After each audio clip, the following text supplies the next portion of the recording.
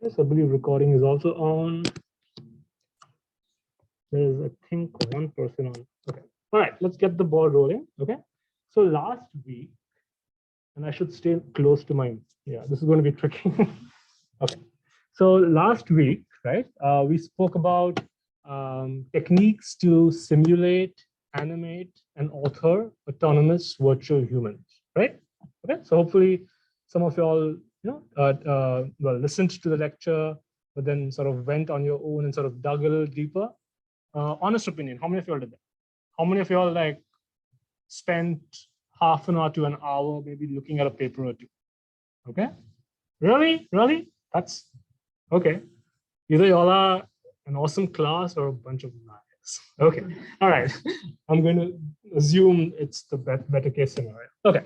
So last week we talked about autonomous virtual humans, right? Today, we sort of build on top of those ideas, right? And use the ability to simulate autonomous virtual humans as an enabling technology, right? To understand how we can design spaces. Okay, does that make sense? So at a very high level, right, what we will talk about is that how can we sort of use this research, right, within the context of architectural design, right? So using autonomous virtual humans as an enabling technology, as an artificial intelligence technology, right, with sort of this goal of intelligent, human-aware building design.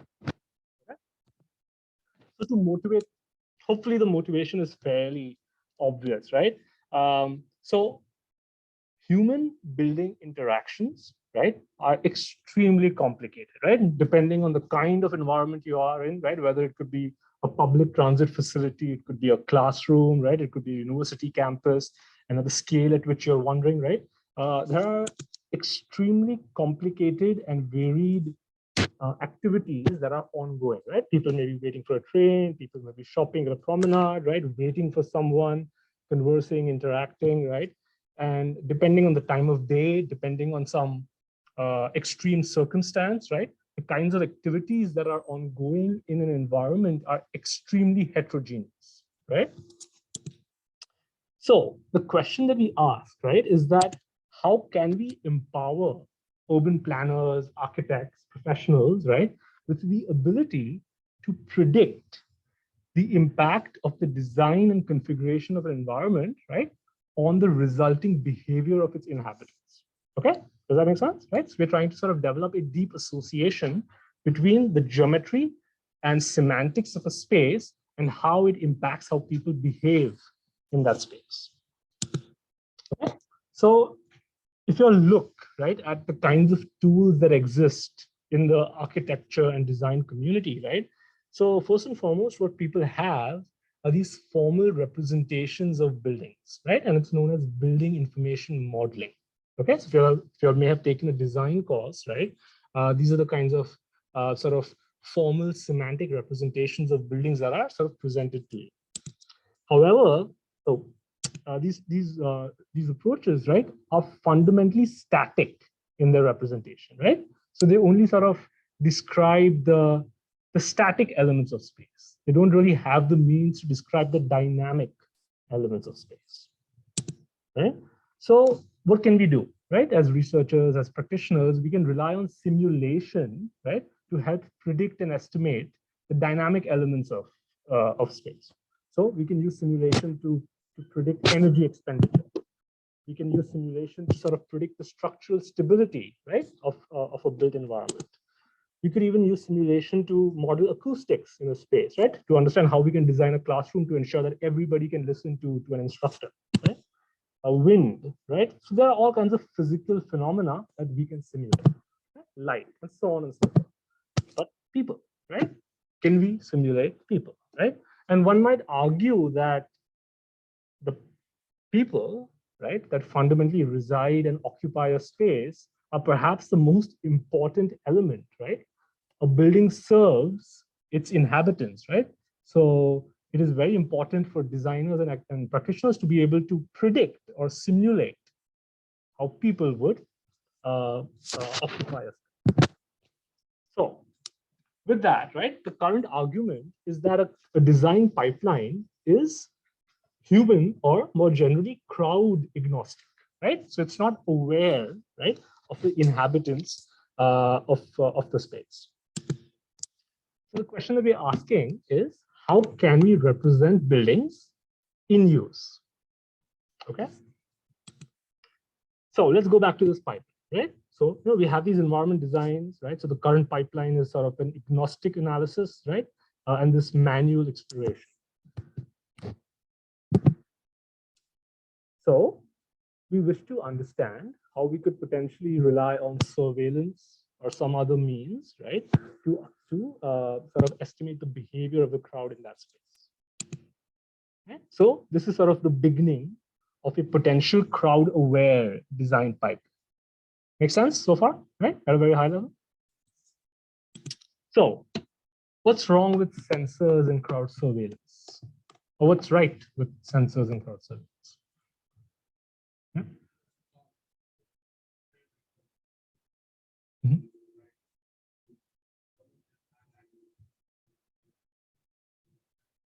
Yeah, okay, very good. And feel free to introduce yourself, right? This is an opportunity, right, for you all to get to know each other as much as it is for me to get to know it. Okay. So yeah, of course. I mean, hopefully, let's get to it, right? So with surveillance, right, we can arguably monitor and capture crowd activities in its most natural form, right? Because we're not sort of actively intervening in any way. But the data that we obtain in this context is extremely limited, right? Because we can't actively study the crowd, right? We're only sort of passively studying the crowd, right? Using sensors, depending on the kinds of sensors you use, right? The data is usually extremely noisy because, for example, to be able to take a video camera footage, right, and process that data using sophisticated computer vision, right, to be able to extract any meaningful information from that can be an extremely tedious process, right? So the data is extremely noisy. And most importantly, interventions are not possible, right? What do I mean by that, right? I can't actively study how the behavior would be impacted if I systematically change something in my environment, right? And that's fundamentally what a designer wishes to do, right? Wishes to predict, wishes to extrapolate. So you can't really do that in a passive fashion. And of course, all of the privacy and all of those concerns, right? That's not even being considered yet. So we can, yeah. So what kind of behavior are we do we want to simulate? Because like in the previous lecture, there were some simulated movements in humans.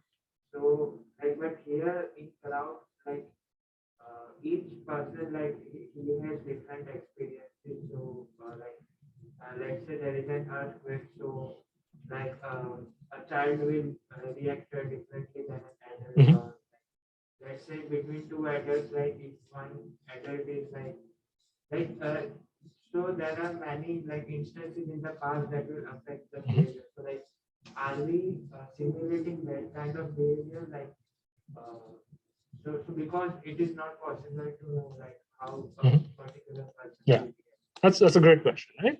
So I mean, the question is, at what level of granularity and complexity are you really modeling crowd behavior, right? So if you wish to sort of really do a deep exploration into the theory of mind of every individual, right, you may want to model the cognitive processes that underlie what I do, right? Every decision, every movement, every behavior that I'm making is a function of how I'm thinking and what I'm observing in front of me, right?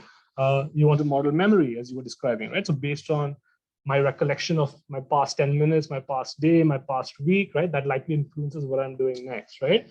All kinds of, so I encourage you all to look into artificial life, right?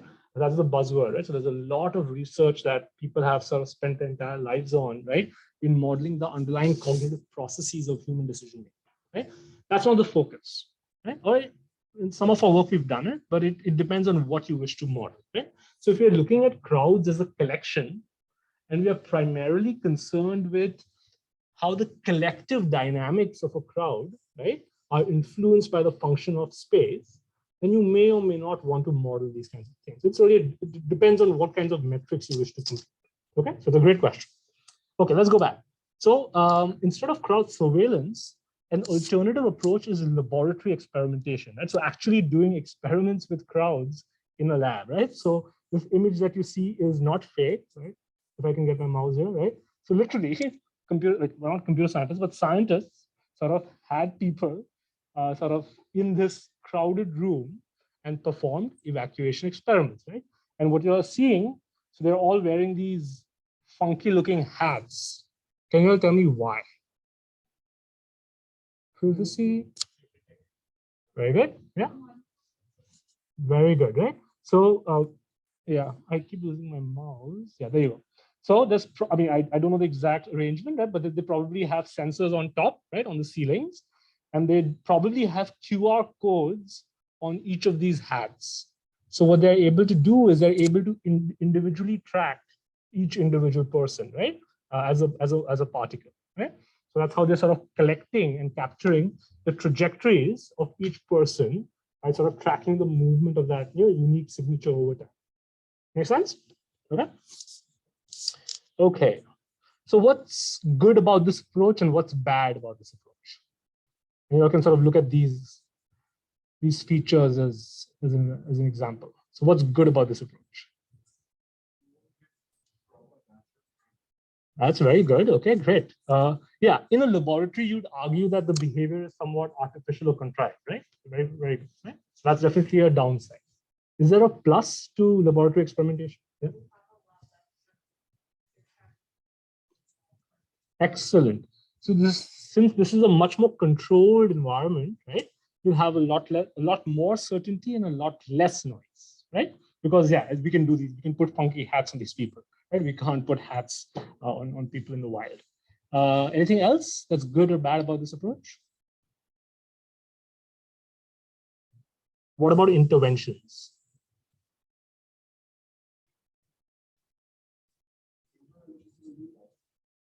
Will it be possible? Yeah, absolutely, right? So yeah, let's look. Very good. Right, exact. So yeah, you guys basically said all of these, right? So it's plausible behavior, but not completely natural. Limited data, right? Because to collect this kind of data is extremely expensive and time consuming, right? As you all said, right? Minimum noise and uncertainty in this data, and a few interventions are possible, right? So maybe I can run different versions of this evacuation by changing where the door is placed, by maybe putting barriers or pillars in the way, right? But as somebody rightfully pointed out, I probably can't run an experiment of a stampede, right? I can't set the building on fire, for example, right? That may have ethical issues, right? So, right? So, yeah, so laboratory experiments can only take you so far, okay? So, what is the biggest problem with these two approaches?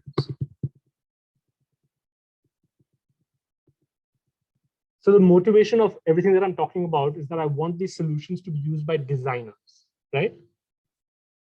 Can these solutions be used by designers, by architects? Why not? Sorry? Okay, very good. Right? So fundamentally, right, the problem with sensing or laboratory experimentation, right, is that these approaches cannot really be used for an environment that is yet to be built, right? Right? If I have a design in my head, I can't passively monitor crowd behavior in that yet to be built environment, right? Right? Similarly, I would have to engineer that environment in a laboratory, right, in order to run experiments. So the cost, the prohibitive cost of me physically deploying every design that I wish to study is simply prohibitive, right? Would you all agree? So let's alter our problem definition. Okay? And hopefully you all can see, so the process of this presentation, right, is walking you all through the identification, right, of those questions that, essentially you all are answering in your own proposal, right? So we are looking at a problem statement. We haven't even got into the solution. Okay? So what is the problem statement? It was before, how can we represent buildings in use prior to the realization? Okay? Make sense? So let's go back to our different approaches and let's look at virtual or synthetic crowds, right, as a viable means to do these kinds of experiments. So what's good and what's not so good about virtual crowds? crowd simulation.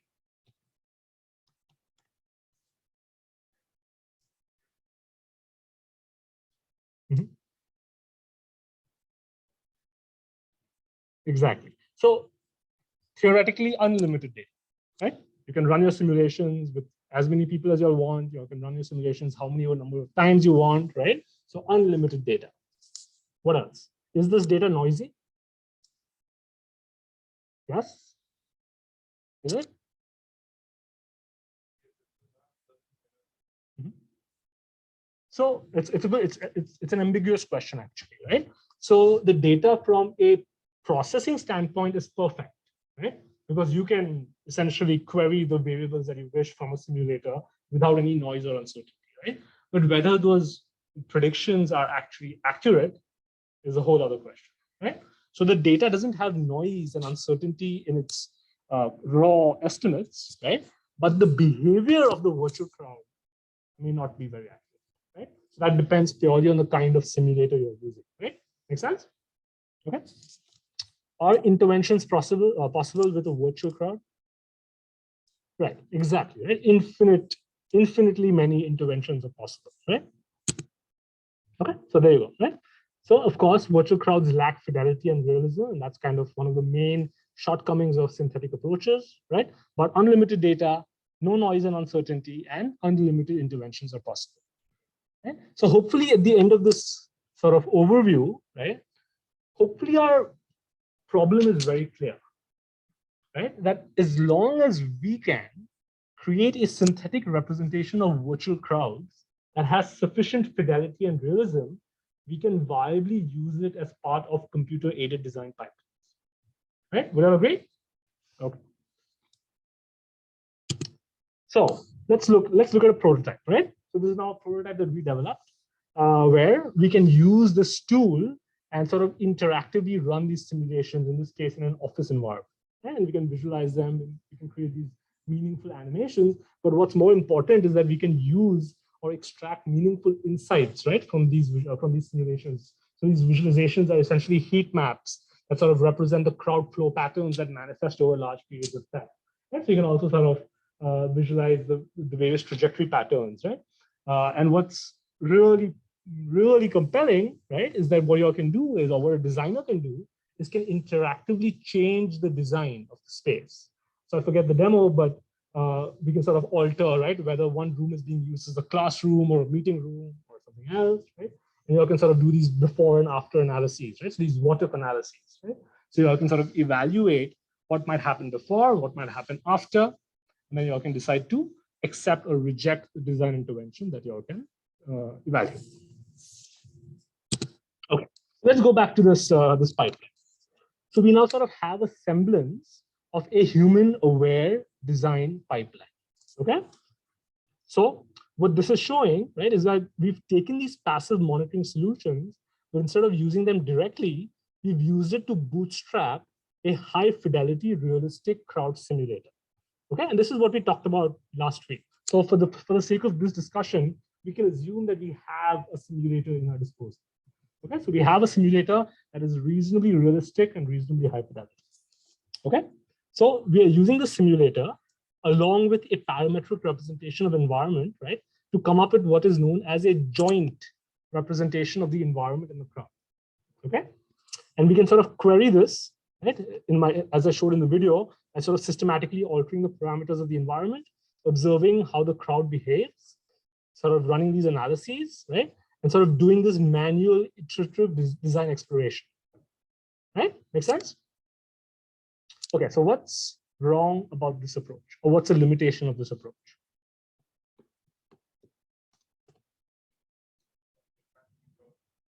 Sorry? That's a good point, right? But so what he said, what's your name? Devakar. Right? So what Devakar rightfully said is that, you know, in order for this pipeline to work in the first place, we need some crowd data, which we can use to bootstrap or initialize a crowd simulator. Okay, but for the sake of this discussion, I'm assuming this is a solved problem. Okay, so I'm assuming that I have given you a crowd simulator. Okay, and it's got some nice guarantees that, oh, it's robust, it's realistic. Okay, So given that, so given the simulator, what is a limitation of this pipeline?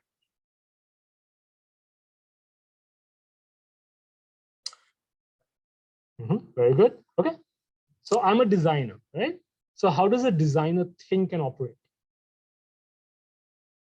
Anybody use an AutoCAD software before? Yeah. Or done any kind of design, right? Maya, animation, anything, right? So if I'm a designer, right, and I'm systematically altering my design using this pipeline, for every minor change in my design, I would need to run a simulation, right? As I showed you, I would need to compute a variety of metrics. I would need to sort of manually sort of observe and analyze those metrics, right? Understand the relationship between my design and the alteration on the behavior, and then have to manually sort of, as you said, iterate, right? And that iteration can be an extremely tedious and time-consuming process, correct? So that's the problem, right? That it quickly becomes prohibitive to manually explore this extremely high dimensional space of environment and associated behavioral patterns, right? So depending, so maybe to manually explore the space of configurations of these chairs might be feasible, well, probably not. But as you all can imagine, as the space grows in complexity, that design space grows exponentially as well. Okay, so with that said, right, what we can do is we can rely on automation to automatically analyze this high dimensional parameter space, right? Where instead of the designer having to manually explore the space, the computer or a model can do it for you. And the computer or the model can sort of automatically sort of provide suggestions of what is an optimal configuration of the space subject to certain criteria or metrics that the designer can provide. Sorry? City engine. Yeah. Yeah. Exactly. Very good. Yeah. Very good. So I don't think City engine does quite this entire pipeline, but you're absolutely right. Right? So yeah, that's these kinds of, so this is essentially the basis of computer-aided design, right? Is that the computer is sort of running processes, running simulations behind the scenes and giving the designer real-time feedback, right? Or suggestions on how to improve their design. Okay. Okay, very good. So this is what we would refer to as an intelligent, human-aware environment design pipeline. Okay. So let's now look at this pipeline in a little bit more detail, right? So let's go away from those cartoonish images and let's go into something a little bit more, right, detailed. So this sort of more detailed representation. So what we will do, right, or what we do in our research is we sort of begin by collecting a large data set of real environments, right? So real buildings and associated crowd behavior, right? So the computer vision community, right, has spent, a large amount of time collecting and collating these data sets. Okay. Those data sets are extremely expensive to collect, right? So it's of course a very tedious process. So what we do is we extend those limited data sets, right, by using these data-driven synthetic models of virtual humans. Right? So all of the ideas that we talked about last week can be used as the basis of a virtual human simulator, which we can then use as a data augmentation process, right? So for those of you who may have taken a computer vision course, right, that is a term that you all may have often heard, right? Is that how can we sort of augment sparse, high confidence data sets with large or dense, low confidence data sets, right? And how we can sort of create these hybrid data sets that give you the best of both worlds.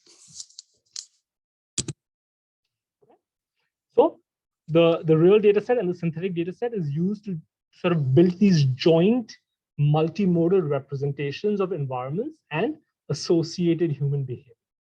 Okay. So once we have these models, that's where sort of, we can sort of truly rely on automation. So these machine learning models, and they can rely on both image-based representations as well as graph representation learning. I think over the course of this class, you all will sort of get exposed to some of these ideas, right?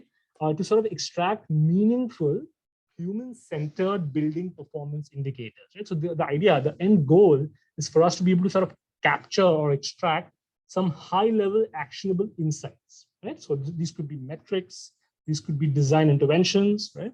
And then they can then be used as the part of a sort of a computer-aided or a generative design pipeline.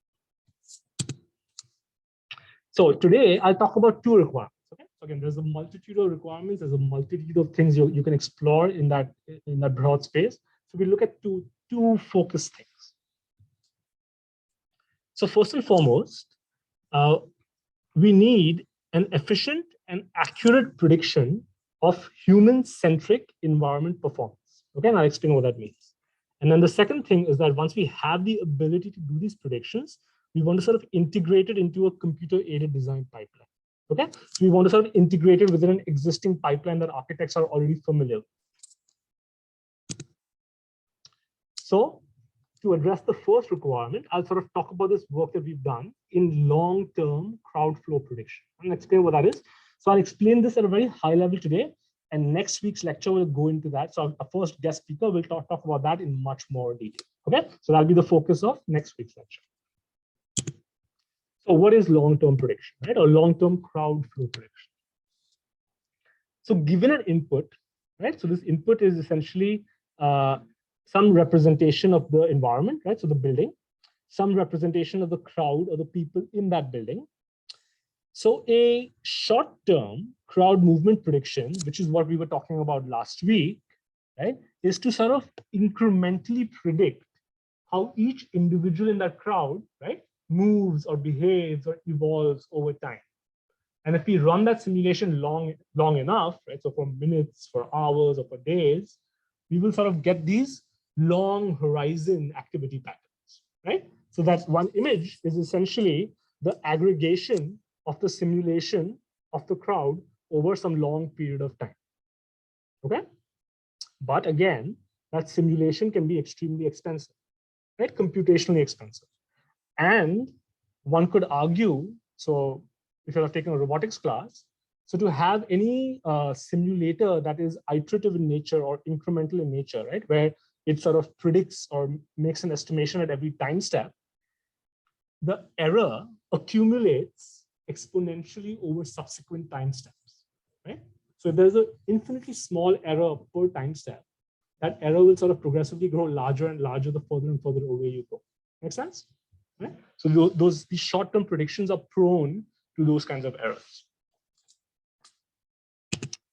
So we ask, why not instantly or automatically predict these long-term patterns instead of having to iteratively simulate every time step and aggregate the long-term patterns? Okay, so that's kind of the problem statement. And the goal, of course, is to be able to minimize the error of predictions, right? So we want to make sure that the prediction that we make using any model that we use, right, is as close to the ground truth as possible, right? So this visualization is sort of highlighting the false positives and false negatives. So I forget which way is which, but maybe red is false negatives and blue is false positives. Okay, make sense? All right. So here's a very high level overview of this framework. And this is just to give you all sort of, so if your projects are based on machine learning, right, how do you all begin to develop your architectures, right? So this is how we developed this particular architecture. Okay, so I think I'll walk through this one by one. So what we do is, so the input, right, to any machine learning framework, and in this case, is essentially an n by n image representation of the crowd and the environment. Okay, so what this is showing you is essentially a 3-channel image, right? So it's an image tensor, okay, which has 3 dimensions. So the first dimension is simply the agent channel. Okay, so it's simply visualizing or encoding where people are present. Okay, so the agent location. The G channel is the goal channel. So it's encoding where agents are likely to go. Okay, so where is their desired destination? Are they trying to exit the building? Are they trying to go to some specified points of interest, right? So that's what the goal channel is encoding. And the E channel, as you all may have guessed, is the environment channel. So it's simply encoding what parts of the environment are traversable, right? Where people can walk, what parts of the environment are barriers or obstacles or walls. Okay, makes sense? So what this is, and this is an image-based representation of a problem. This is not the only representation, right? Can somebody think of an alternative representation? So what is an alternate way to represent an environment?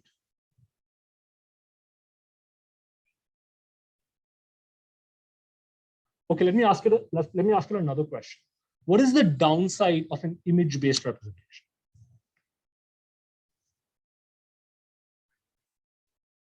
Yeah. If the environment is bad, meaning both parts are not available for people, then this image takes a lot more space than it is empty. Very good. That's a great point. So what's your name? Oh, yes, very good. So what he said, right, is that if, for example, so this is an image, right, is fundamentally a fixed resolution data, right?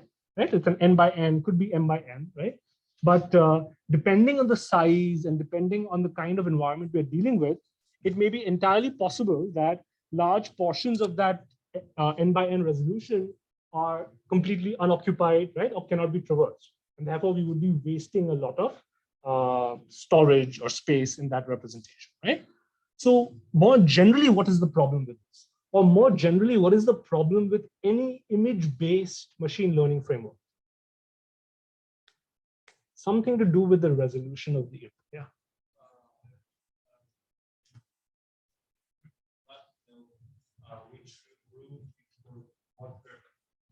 That's a good point, right? So in this representation, I haven't described the semantics of the group, but you could encode that as another channel, right? So for example, if you had an RGB channel, you could say that the color denotes what kind of group it is. So you could do that, but that's a good point.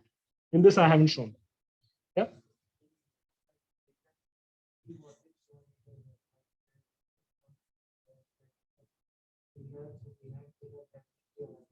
Mm-hmm.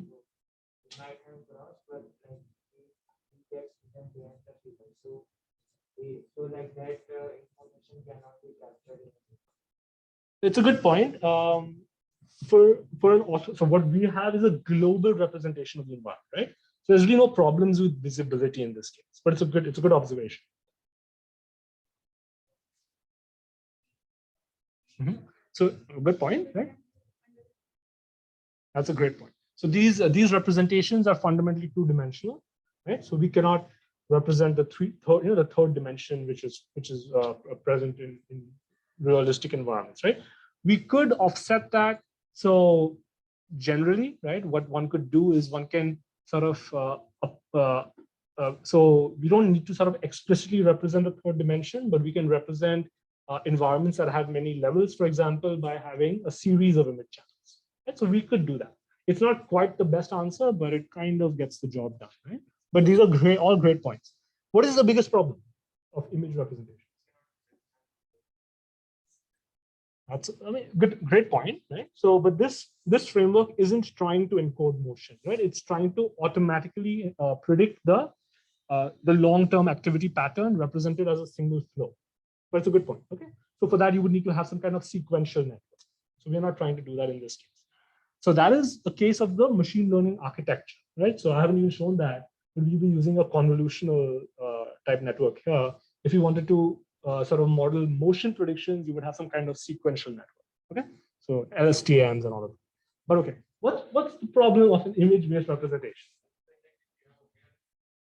Yeah, yeah, he said that. That's true, right? So it doesn't adapt well to different typologies of environment. Okay, all great discussions, by the way. But what I was looking for is image-based representations are fundamentally fixed dimensional, right? The input channel has to be of a fixed size, right?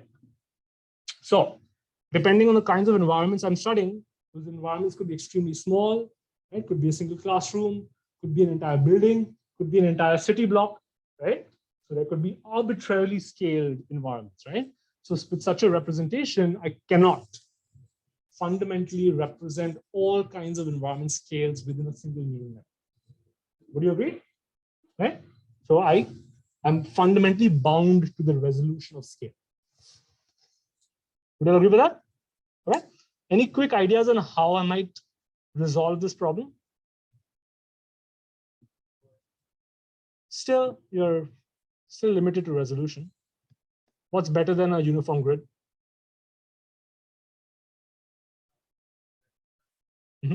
But what, I mean, again, what is the representation you use?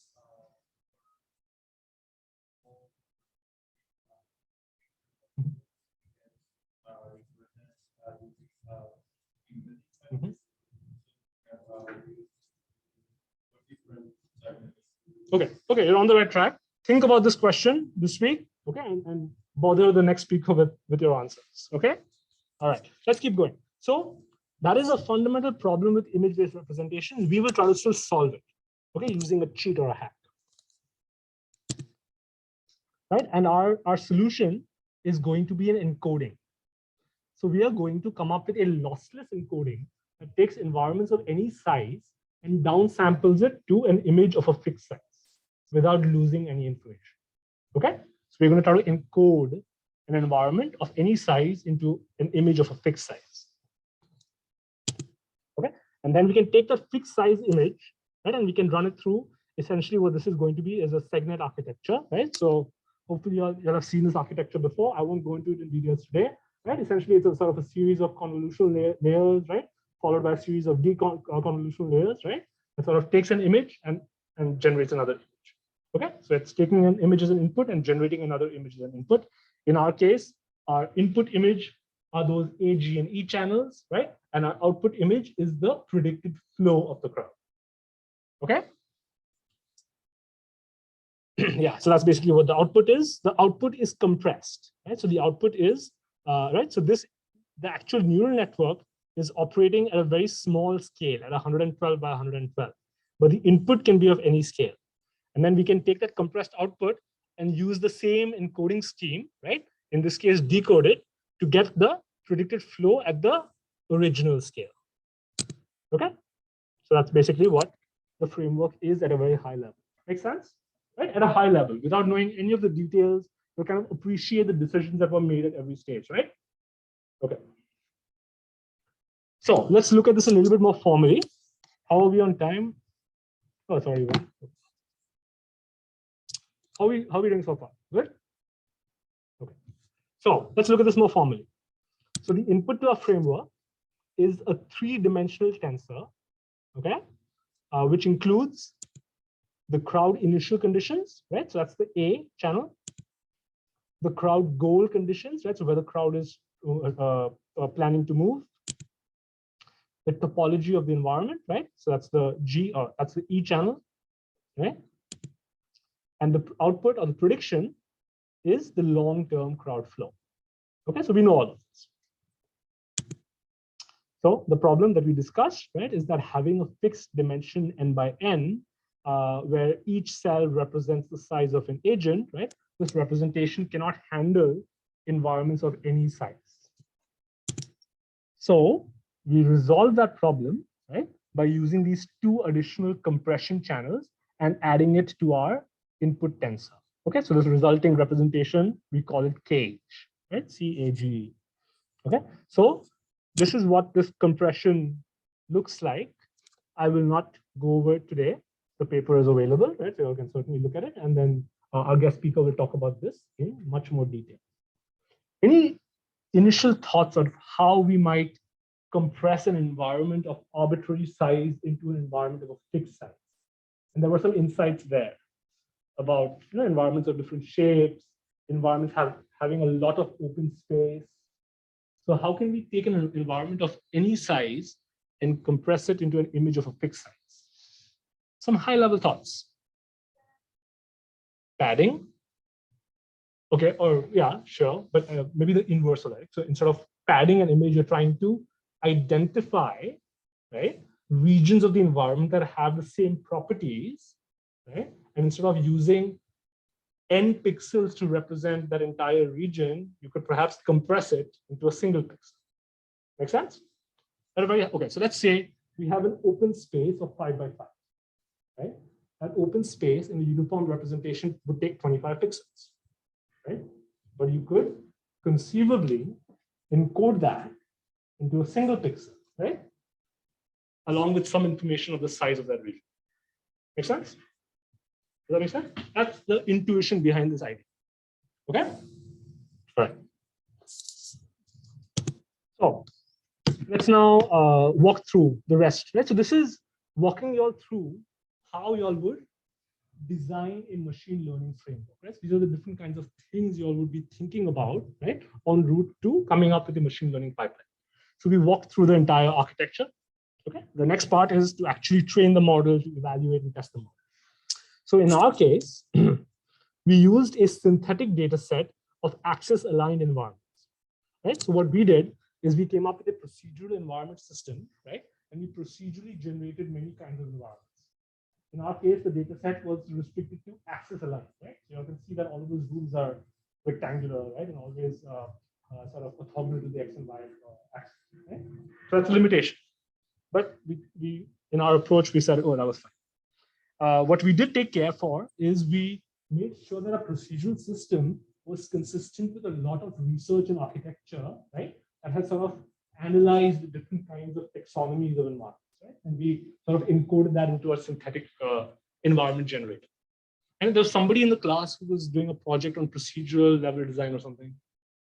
Something, no? Anyone? Or maybe the person's not here. Okay.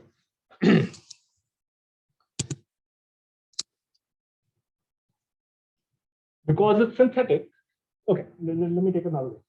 Why did I not use a corpus of real environments to train my model?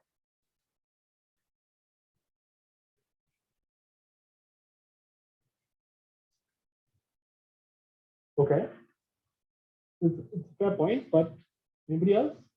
So, okay, so here's what I have, right? I have a small data set of real environments, right? Let's say I have a data set of 100 buildings from all over the world, okay? Why can't I use that data set to train my network?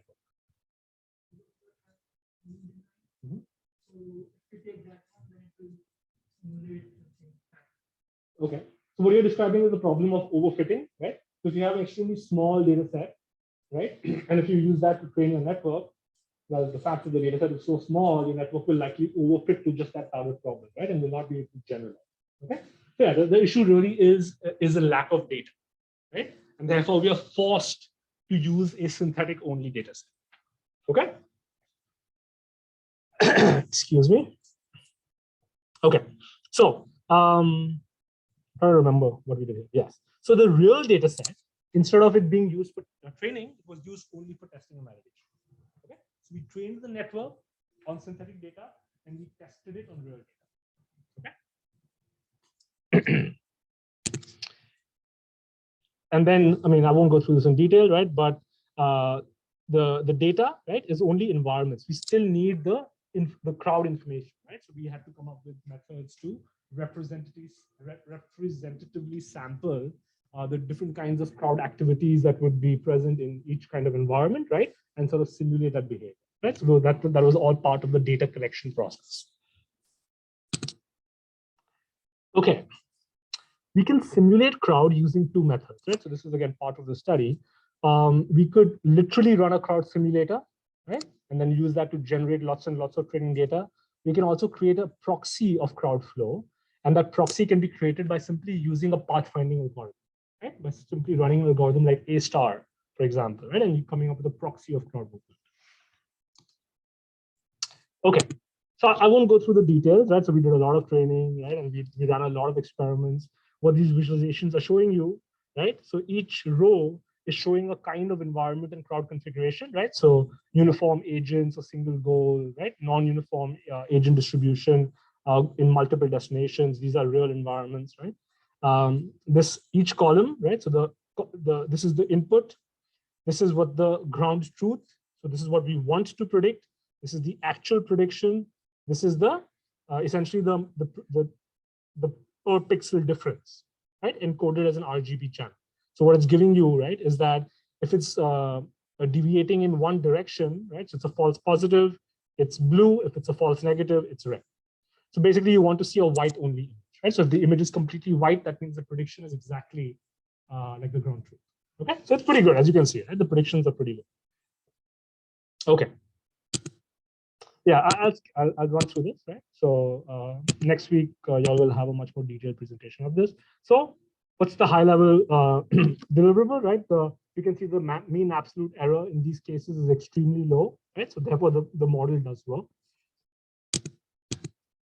Okay, perhaps the greatest insight of this work, which you all may or may not have caught on, is that the network was trained only on axis aligned environments, right?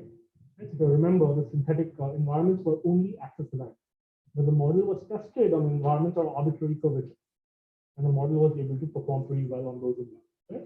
So that was kind of an interesting evidence of the generalization capabilities of the frame. Okay? So I did not have to sort of explicitly model curved passageways, right, or sort of narrow corridors, right, narrow corridors in any direction. The model was able to automatically infer or learn those characteristics of environments. Okay. Okay, so let's go to the next part. Let's take a 1 minute break so I can have a sip of water. Any questions? Yeah.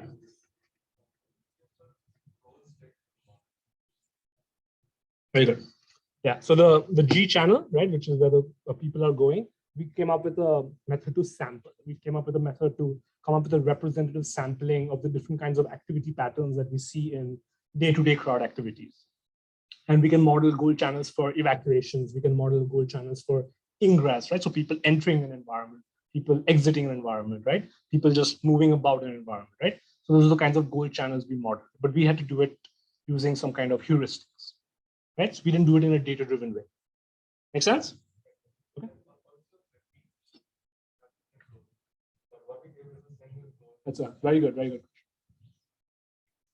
So we had a single goal channel for the entire crowd. Okay. So what that goal channel was is it's not a point, right? It's sort of as you can see, it's a continuum, right? So if you're, and again, these are good questions to ask the speaker next week. So let's see if I can go to.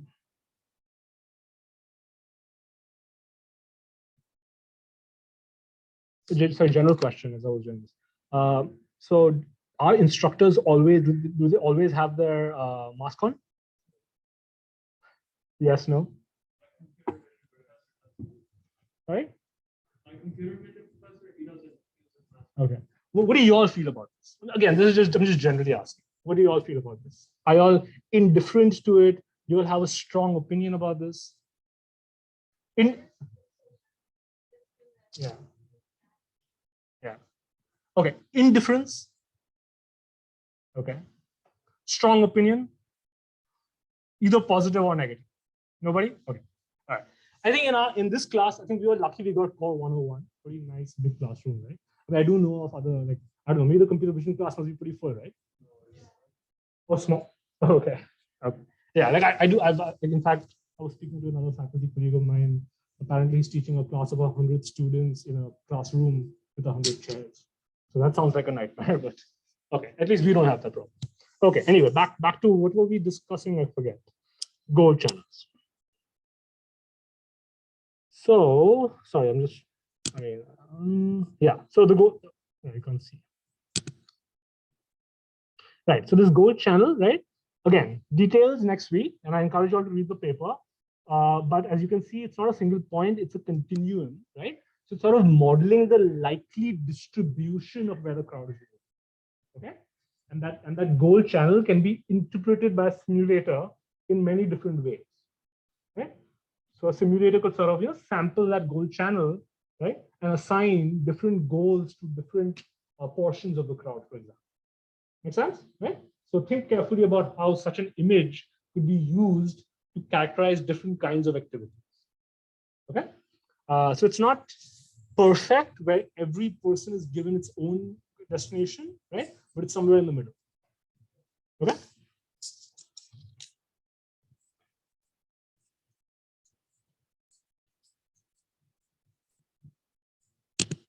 So let's go to the second part of this, right? So the second thing the second requirement that we stipulated, right, is that we would like these solutions to be deeply integrated within a computer-aided design pipeline.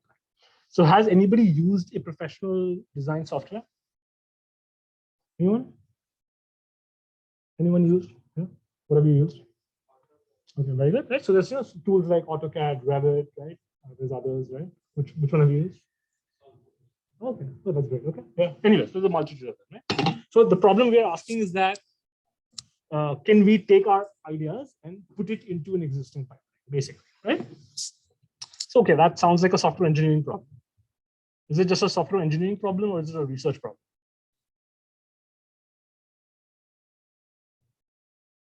Sorry? Both? Okay. Yeah, I mean, it's definitely a research problem because otherwise you wouldn't be talking about it today, but let's find out why, right? Okay, so the particular approach that we take, right, is known as interactive architectural design with diverse solution exploration, right? So let all of those terms sink in, and let's think about that one. So what is DOME? Okay, so DOME is a user in the loop method which explores optimal designs, right, accounting for how people utilize a space, right? So what is, I mean, this video is running by very quickly, but what's happening here, right, is at each iteration, DOME is analyzing the current design, right, input by the designer, right?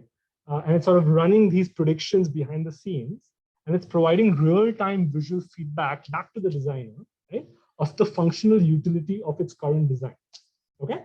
So that's step one. And then step two, it's taking it one step further by providing automatic design alterations to the design, okay? Now that's where the research comes in. So let's say you guys are a professional architect, right? Would you like this AI to automatically modify the design for you? No, right? Because you want control, you want agency, right? So there's this spectrum of agency and automation, right? So agency on one end, automation on the other. We want a balance. So how do we strike a balance? Any thoughts? Right, suggestion. Okay, very good, right? So, okay, so maybe instead of the AI giving one right answer, maybe it can give many answers, right? What are you looking for as an expert? What are you looking for in those suggestions? What are you looking for? I mean, I could, for example, if you're thinking about this technically, right? So if you're trying to sample the landscape of design alterations, right? And if there is one global optimum, so a computer would likely sample very close to that global optimum, right? So if I give you 5 or 10 samples from very close to that global optima, what are those samples likely going to be? They're going to be efficient, sure, because they're globally optimal, but what is the downside of it? Very good. They're too similar, right? They're likely going to be very, very similar to each other. So that's not likely very productive to a designer, right? So what does a designer really want? Very good, right? So that landscape is not likely going to have a single peak. It's going to have many peaks, right? So what we want our solver, or what we want our framework to be able to do is sample, right, many highly diverse solutions that are locally optimal, right? And give them as suggestions to the designer, and the designer can pick and choose what they like. Make sense? And that's what this framework is trying to do. Okay. So how does all of this work? So very, again, high level overview. So we'll start with an initial design, right? The system will analyze how people will inhabit that space. So it can be analyzed using that neural network that I just talked about. It can be analyzed using a simulator, whatever. It could be anything. Okay, so this is essentially, right? So as I'm designing, right, I'm interacting with this with my software, and my system is giving me real-time feedback, right, of these trajectories or these flow patterns, right, depending on the kind of prediction framework I'm using. Okay, so what the user or the architect is also doing is providing a parameterization of the environment, right? So can someone tell me what is a parameterization of an environment design, and why is it important? So is it enough for, okay, so the problem, right? The problem is a search problem. Would you all agree, right? So it's essentially what the computer or what the automata is trying to do is it trying to search through the landscape of permissible design alterations to provide diverse optimal solution candidates, right? So in order for the automata to search, what does the automata need? A search space, right? A bound, right? The computer needs some strict bounds, right? On what is permissible and what is not permissible, right? So if I'm trying to design this classroom, right, I would likely sort of place strict bounds on where the walls are going to be, right? Then maybe they need to be load-bearing walls. Maybe there need to be structural constraints, right? Right? So those are the kinds of parameterizations that the designer has to input to the system. Make sense? Okay. Yeah, and then the particular solver, the particular search algorithm we use is a hierarchical diversity optimization algorithm. Okay. Has anyone taken an optimization class? Which one? Yeah. Okay. Awesome. 501. What is the name of the class? Oh, okay. Good. All right. So we'll talk about that. So this is what, right? So hopefully this doesn't go over everyone's head, and let me know if it does or it does not. Okay, we'll find out. We'll find out today. So, so a key requirement, as we just discussed, is we want to keep the user central to the design process. Right? We don't want to replace the designer. We want to empower the designer. Right? So, as we converged upon, instead of providing one solution, we want to provide a set of diverse, equally optimal solutions. So to facilitate this, right? So the first thing we'll do is we'll come up with an objective formulation, right? So the objective is basically some kind of quantitative measure that we will extract from the design, right? Which essentially seeks to measure the goodness of the design. Okay? So it's like, how good is the design candidate? So what each of these functions are, K, D, and H, right, are basically functions, right, that compute some measure from the design. Right? So it could be, for example, a quantifiable measure of the crowd flow that we predicted using our framework that we described. It could be the amount of time it takes to evacuate a building, right? It could be the accessibility in a building. It could be the visibility, right, of different portions of the building. It could be anything, right? So whatever a designer cares. Okay? Right? So these are essentially different design objectives. Right? And this is basically a linear combination of those design objectives. Okay, so you have some weights, right? Some arbitrary weights, right? And this probably should be an affine combination of these metrics, right? Can someone tell me what an affine combination of n terms is? Anyone? Basically, these weights, right, are all less than 1 or between 0 and 1, and they add up to 1. Right? So essentially, what this objective term should satisfy is it should be a linear combination, right, of multiple terms, such that the relative distribution of those terms all adds up to 1 weight. Okay, so that's the basic design of a reasonable objective function. Okay. In addition to this, right, in addition to the spatial objective, we will also introduce a diversity objective.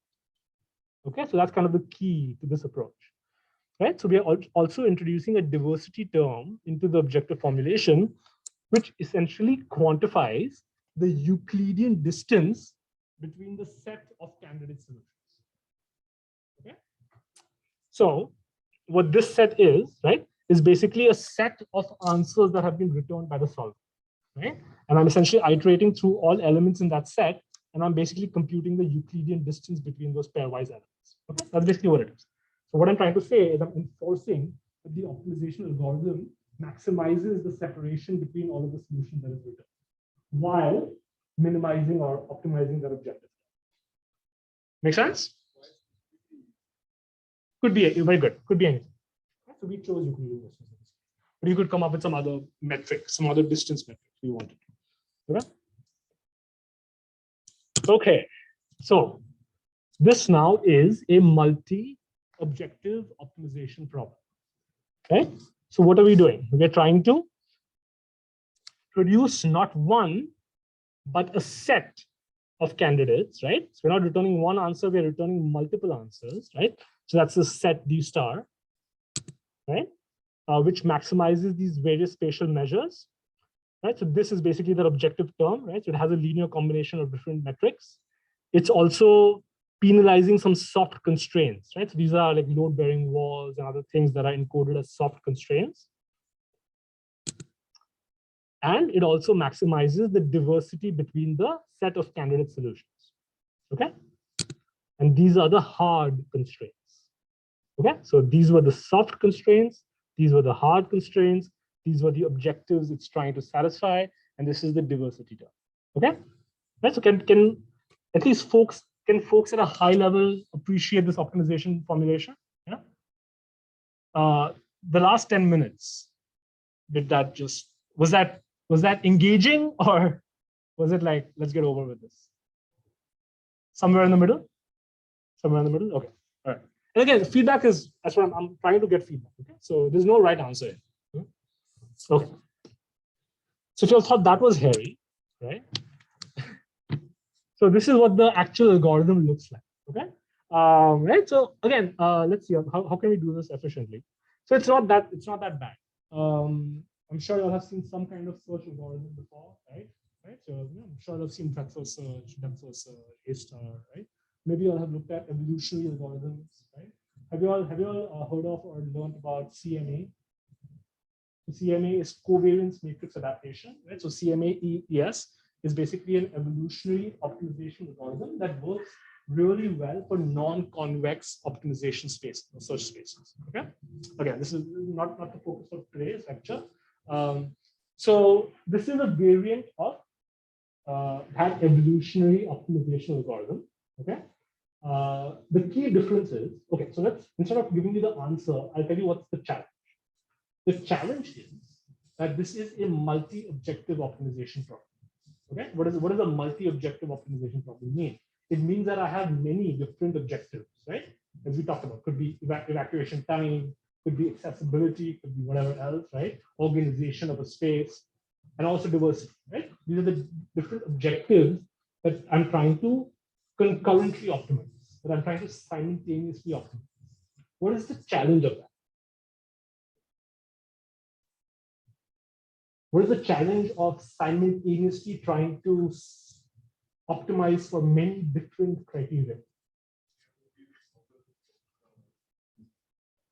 Okay, but yeah, formally, what's the problem? Those objectives may be competing with one another, right? One objective may pull the solution in one way, the other objective may pull the solution in another way, right? So to be able to concurrently handle conflicting objectives is the real challenge, right? Okay. So at a very high level, what we do, okay, and I'm trying to remember what we do, right? So we take each objective one by one, okay, and we independently solve for that objective, okay, right? So we solve for that objective, and we use that to find a parameter sampling or a parameter subspace for which that objective is optimized. And we take that parameter space and use it to define a constraint for the second optimization iteration in which we solve for the second objective, right? So the second objective term is being optimized while using the constraint of the previous optimization iteration, and so on and so forth. Okay, makes sense, right? You can use that to essentially sequentialize a multi-objective optimization problem. So that's a very high level. Read the paper for more details. Okay, so let's skip through the algorithmic details. Let's see, what can I, yeah, let's look at some fun videos. Okay, so this is now the result, right? So this is an optimized gallery, right? So I think the one on the top is the default. The one on the bottom is the result of the optimization algorithm, right? And this is essentially a virtual reality walkthrough of the original design of the optimizer. So again, it's a bit, you have to really pause the video to appreciate the details. So in this optimization session, what we try to do is we try to optimize the accessibility and visibility of the various art pieces, right, in the corridor of the gallery. So the idea is, as I'm walking through the gallery, I want to be able to see all of the pieces very easily, right, without any occlusion, right? So again, hopefully you all can appreciate it. I think we paused the video a few times, right? So in general, the objective is satisfied, right? And we ran user studies where we were able to sort of quantitatively as well as qualitatively prove that by using the solver as part of a design process sort of significantly impacts the overall solution. We even sort of use these solutions in a more sort of compelling example, right? Where have you all, yeah. That's a designer's choice. So the designer has the flexibility or the freedom of choosing what objectives they wish to work. Of course, right? Of course, depending on what is your criteria, right? The resulting solution will be dramatically different. Right? Okay, yeah. So anybody, I mean, folks have been to Manhattan, right? Has anyone been to the Port Authority bus terminal? Well, it's the world's busiest bus terminal, right? Yeah, I think that's true. World's busiest bus terminal in terms of day-to-day foot traffic. It's also the world's most horrible bus terminal, right? Yeah. So, in fact, a fun fact, right? So, we at Rutgers had an extremely large project where we were working with the Port Authority bus terminal, right? So, where PADT was undergoing a redesign, and we were working with them where our simulators were being used as part of their sort of design and planning process, right? So it was a multi-year project that we, not just me, but a large group of Rutgers faculty were a part of. There were folks in the civil and mechanical engineering department that were also using LiDAR scanners to essentially create an extremely high resolution 3D reconstruction of the entire bus. Right? Those were kind of very cool projects. Okay, anyway, so what did we do? We used the ideas that we talked about today, right, to essentially redesign portions of the bus terminal, and we used this to provide feedback to the designers as they were working with us. Okay, so far we've talked about only moving walls, right? But hopefully, you know, the sort of the creative doors in your minds have opened, right? And hopefully you can appreciate that we can use these ideas not just to physically move walls and barriers, but to do other kinds of things, right? For example, we can use it to automatically decide and design where signage can be placed in an environment, right? And that's just one other idea, right? So hopefully you all can appreciate how difficult it actually is to determine the optimal configuration of signage, right? How many times have you all got lost in an airport? I know I have, right? Right? And also, how many times have you felt like one sign often contradicts with the next sign that you see, right? So again, it's an extremely complex problem, right? So once again, you can rely on computational intelligence to help you solve these kinds of challenging problems. Okay, so that's yet another. This may or may not be presented by one of our guest lecturers. Okay, so let me end here, right? In terms of lecture. Okay, so any thoughts or questions? Has this inspired any of you? Is somebody going to change their project proposal and pivot to this topic? You don't have to. Okay, how many of you all have engaged with the mentors? Anybody? Okay, that's good. Please do so. Right? Okay, it's not me. At the very least, use it to solicit feedback, right? Use it for inspiration. By the end of the day, come up with your own topic, right? If that's your passion, but yeah, definitely they're resources, right? So please do that. Okay, so let me take another sip of water and let's talk about your projects, okay? Would you guys, I mean, we can self-organize or I can call you guys one by one. What do you all prefer? Self-organize? Okay. Okay, so I think I'll stop recording, right? Doesn't make sense to, yeah, doesn't make sense to, no, I guess I can keep recording. Okay, because this will also be my way of taking attendance now. What do you all think about attendance in class participation? Should I do this? Like, should we do it formally? Yes? Yes? I mean, it's my way of incentivizing you all to come to class. But is this something you all would like me to enforce? Yeah? Yeah, exactly. That's exactly what it is, right? It's free points. Yeah, okay. Am I hearing any objections? I mean, it's a biased sample size because by virtue of your coming to class, you're going to tell me it's in your benefit to do this. But anybody has an opinion about, oh, I should be more relaxed about this? Should be more relaxed? Yeah. Oh, I come from New York, so I hear you. Trust me. I wish, yeah, no one's giving me class participation. Anyway, okay. All right, okay, fair enough. Absolutely. Right? Because some folks were asking, right, that they were unwell and they would, so I don't know if anybody's on Zoom. But so I didn't have a good answer for that, right? Should I give them participation? Should I not? I don't know. Right? Okay, so I think I have a somewhat of consensus. Okay, let me put my mask back on. Okay, let's try to do this in a somewhat organized fashion. Okay, so I'm going to just put up the proposals one by one, right, based on the submissions that I see. So if you all are here. Oh, no, sorry, let me just get the hang of this. Okay, so who is this individual here? Anyone? Is this individual here? No, okay. Let's go to the next one. Yeah, let me know if I miss you guys. Let me know.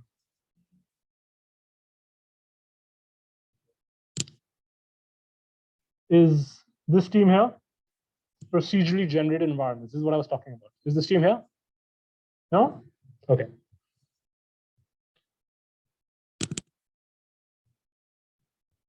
Also, in general, oh, okay, that's automatically coming. That's good. In general, we have too many projects, right? We have 20 submissions. That means that 20 teams. We will be, at least I will be strongly recommending that we cut it down. Okay. So that's, so yeah, so I will be getting feedback about that. I'm going to be, yeah. I wanted to say that everyone in my group ended up submitting the same product. Oh. Because Canvas didn't like Oh. have groups set up. Oh, it did not? Oh, that oh. That okay, there you go. That's okay. Thank you. Right. Okay.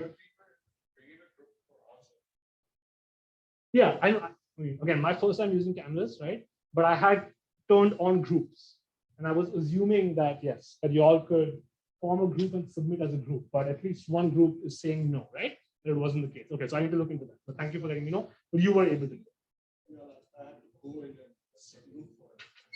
Okay. Okay. So maybe okay. Okay. Did anyone? How many of you all were able to submit as a group? Okay. You put the name. Okay. So what you did, or what this group has done, is only one person submitted, and you just put the name, but you didn't formally use the Canvas group, right? Okay. So it sounds like a large majority of you did not use the group feature at all. Okay. So can you on Discord describe your experience of how you went about doing this? Okay. So maybe I can learn and I can. Thank you. All right. Okay, but that's good. That's good to know. Image captioning for the blind. Right? So do you want to come up? Yeah, if you don't mind. Again, whatever you all are comfortable with, right? Again, this is an opportunity for you as much as it is an opportunity. So I'm assuming Neil, right? So Neil's solo team member, which is already a red flag. But I know we talked about this, right? Yeah.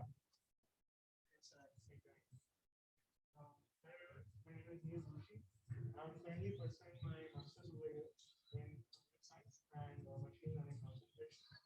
So all of us are obviously very lucky that we are able to easily perceive the surroundings around us, and it helps us to maneuver through our day-to-day tasks or day-to-day activities.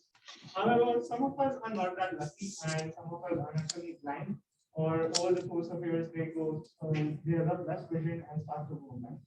My project proposal is that even though there are existing certain few products in the market which help the blind perceive the surroundings around them, however, some of them are very niche in the kind of offerings they give. My idea is to create a more general model which helps the blind go through their day-to-day tasks and helps them perceive their environment better, helps them understand their surroundings, such that it helps them go on with their day-to-day activities as a normal person. So I propose to create a model which will obviously first of all take in the research of all the existing papers and existing products in the market and try to basically get over the limitations or challenges which they are facing and ultimately create something which helps everyone and makes the world better. Thank you. Cool. All right, very good. Okay. Any thoughts or let's give them a round of applause. And now let's bash. Right? Okay. So any feedback or thoughts from the audience?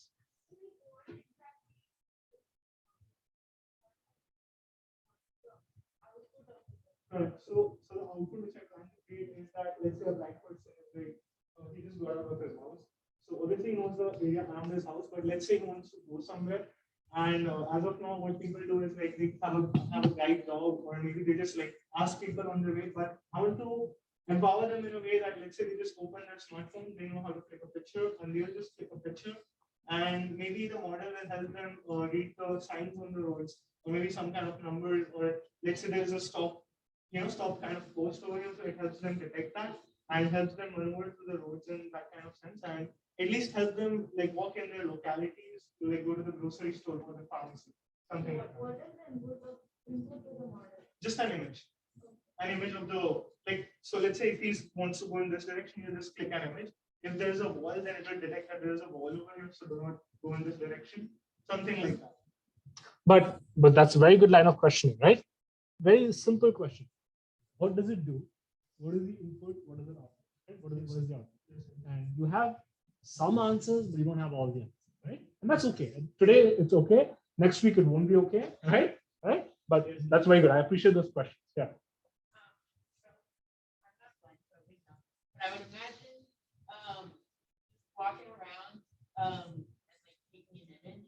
You can't just like constantly be doing that. Do you think it might be more efficient for the user to sort of have sort of like their live Correct. camera open and then like maybe like a voice input of what am I looking at? Correct. So like what you're trying to suggest is like maybe we've taken a video input so that the user can like just keep it live on. So obviously that is the end goal in a way, but I find that a bit complicated to do for myself right now. So right now I'm trying to do it for an image purpose, and maybe if I'm able to do that successfully in like the correct amount of time, then I'll go into the video. That's a good answer, right? Yeah, it absolutely naturally makes sense for this to be a streaming application, right? But you can start small. So I like, okay, that's good.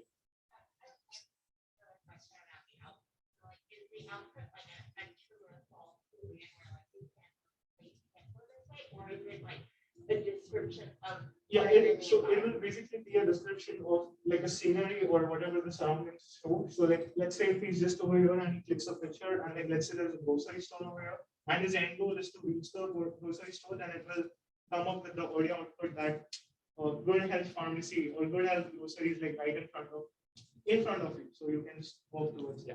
So if I may, yeah. So the title of this proposal, right, which is image captioning, is a very well understood and very well studied problem in computer vision, right? So maybe you all have seen it. Right? The problem statement is basically take an image and generate a natural language caption descriptor of that image, right? And essentially what Neil is proposing is taking that well studied problem and applying it to the context of visual impairment, which is great. Okay, right? Okay, but okay. Were you planning that? Yes. Have you begun reading papers on images? Yes, I mean, so the idea came from that only. So like Google and maybe 1-2 places have already like done something like this. But I just want to explore that by my own self and see what works, what doesn't work. Okay, very good. Did you have another question? Question?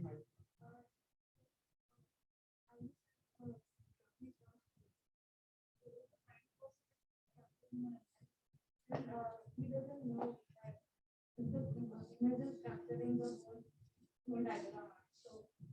So in the image there will be only a part of the. Correct. So it will try to use optical character recognition in this kind of a situation to read any signs or any kind of name. And but what if the size is like half? Yeah, I haven't thought about that. Okay, I'll give it a thought. I have another question. So it's not like you're not doing task, right? So it's not like you're navigating to a certain place. It's really like what's in around. So in general, also like if a person goes on a mountain or just somewhere in a forest or something, and they just want to see what is around me, like is there a lake or something, like are there birds? They'll just like a more general kind of a thing, so that they can do it for like normal day-to-day tasks as well as like for larger systems. Okay, awesome. All right, great. Let's give them a round of applause. All right, thanks. Okay, so hopefully, lots interesting idea, but still lots of open code. Okay, now I'll give you feedback. All right, thanks. Yeah, again, generally, right? So I'm guessing we will see a fair number of solo proposals, right? As I have said, in general, it's an exception, not the norm, right? So I will not be allowing. Okay, so please, this is now the time for you guys to listen to each other's ideas, right? You all will get a very strong sense of my bias, whether I'm up or down, right? And then you all need to organize. Okay, so you all need to see if there's another idea which sounds equally exciting to you all, and you all can sort of partner with that individual. Okay, so this is the time for you all to hear and start interacting. Okay, once I leave, I encourage you all to stick around, mingle. Okay, all right, let's keep going.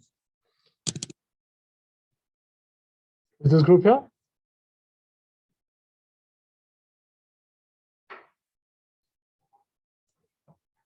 Yeah, so Kenneth, yeah, I mean, introduce yourselves and take it away. I'm Catherine. I'm doing my master's in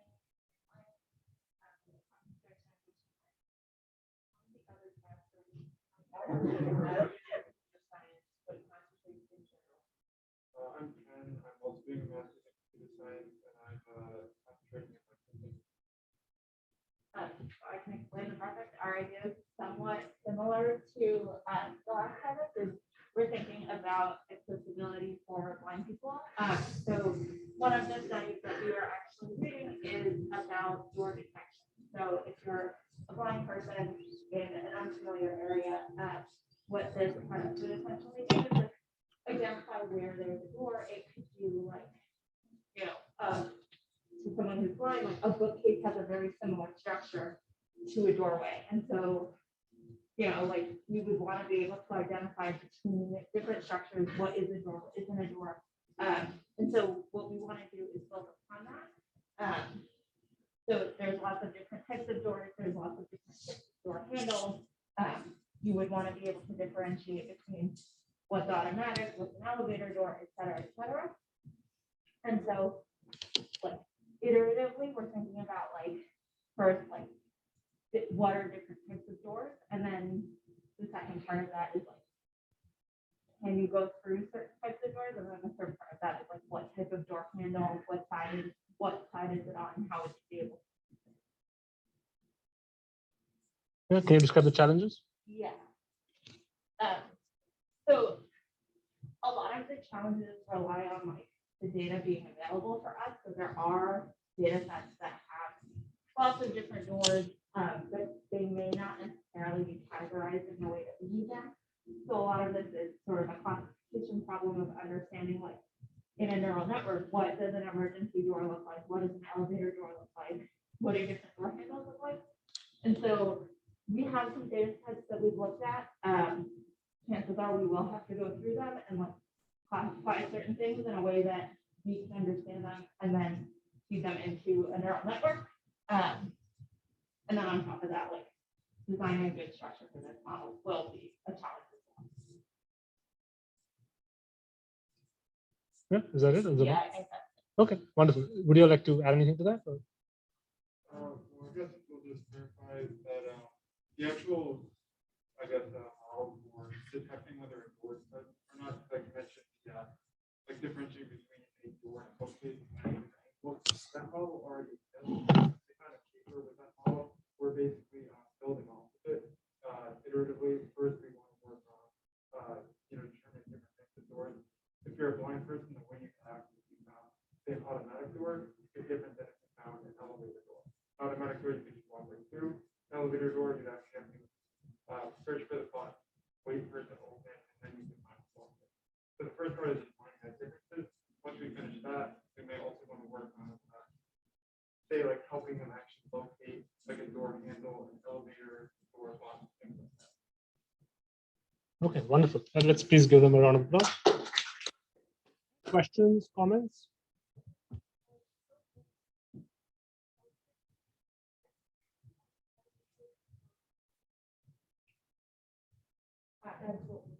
yeah, that's part of the problem.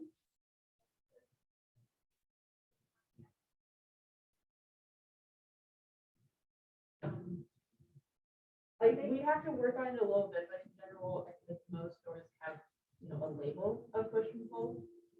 Not always, unfortunately. But you can probably first look for if there's a written label of push or pull, and then additionally, maybe we can train a model on like what typical push and pull doors look like. Like a push door typically has like a flat sort of like. So you're hypothesizing that, versus a handle. yeah. So her hypothesis is, which is a very interesting question. Thank you. Right? Is that okay? There's a big assumption that your training data will have labels, right? That these doors are push versus pull. And assuming you have a labeled data set, you're hypothesizing that you will be able to develop a network that is able to take image features of a door and associate it with that physical characteristic of whether a door is being pushed or pulled. Very interesting. Worth studying. Okay. Any other questions? Yeah. Yeah, that's a good question.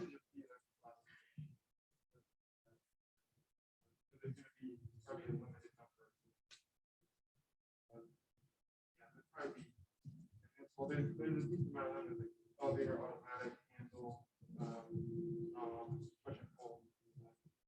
But will there be any natural language processing in your framework or just Yeah, image I don't only? Image only. Yeah. Okay, which is fine. Yeah.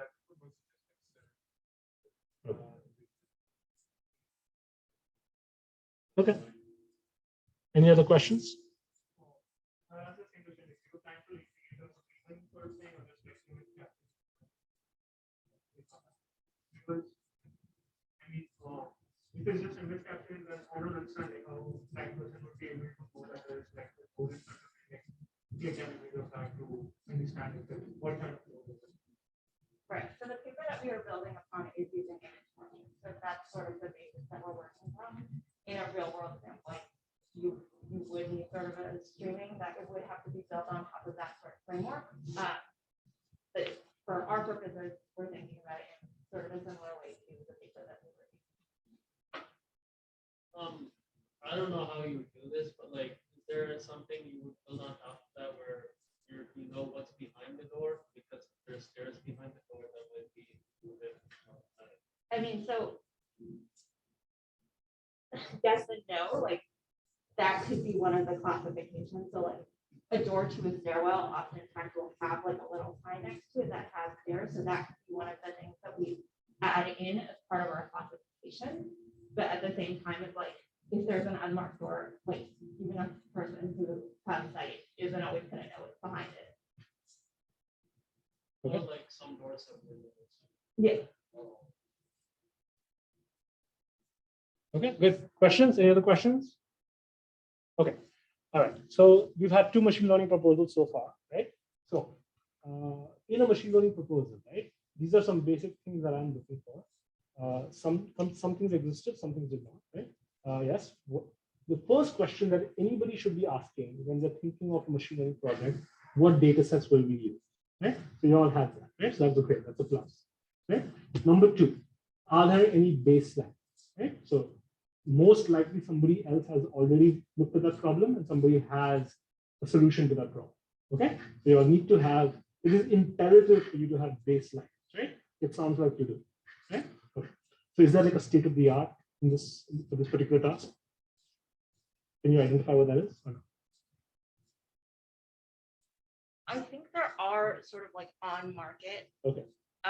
applications that do this. Yeah. As far as I know, like I don't know, it's very hard to say because like a lot of accessibility technology is very expensive. Yeah. So like if we were to like purchase something that says they do this and look Okay, through that's a it. good point. So I wouldn't recommend that you all, I wouldn't be expecting you all to use commercial software, right? But ideally, right, there is an open source implementation of your reference, of your baseline. Okay? Yeah. So, I'm hoping you all have already been visiting websites like paperswithcode.com, right, and so on and so forth, right, where there's tons and tons of, right, implementation that you all can reference. Okay, so that's my, have you all looked into this? Like, do you all have like a specific reference that you're building on top of, and are you all able to reproduce the results of that reference? We have a paper that we're building on top of. I don't think we've looked into whether that code is. That's the very first thing everybody should, again, this is more meant general, okay? You all should be thinking about this in this way, right? And these are all red flags. So if the answer is no to any of it, that should deter you from pursuing that project. Okay, all right. So data science, baselines, open source implementation, right? Evaluation metrics, right? So you all should have data, right? You all should have a very clear understanding of what are your metrics that you all are going to use to determine the accuracy or fidelity of the log. Okay, so if it's an image classification problem, it's very straightforward. But again, I want more details about it. Okay, make sense? All right. Okay, so these are the kinds of things I'm looking for. Any other closing remarks? Last note: obvious overlaps, right, between the first two projects. So please get together and share notes. Okay. All right. Okay. Very good. Thanks, guys. Okay. Well, looks cool. Is this individual here?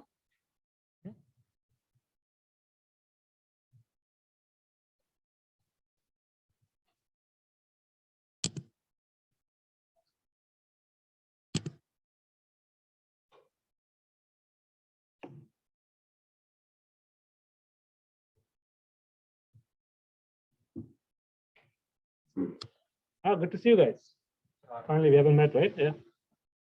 Hi, everyone. My name is Abdullah. I'm currently an undergrad working on the embodied conversational agent. It's actually one of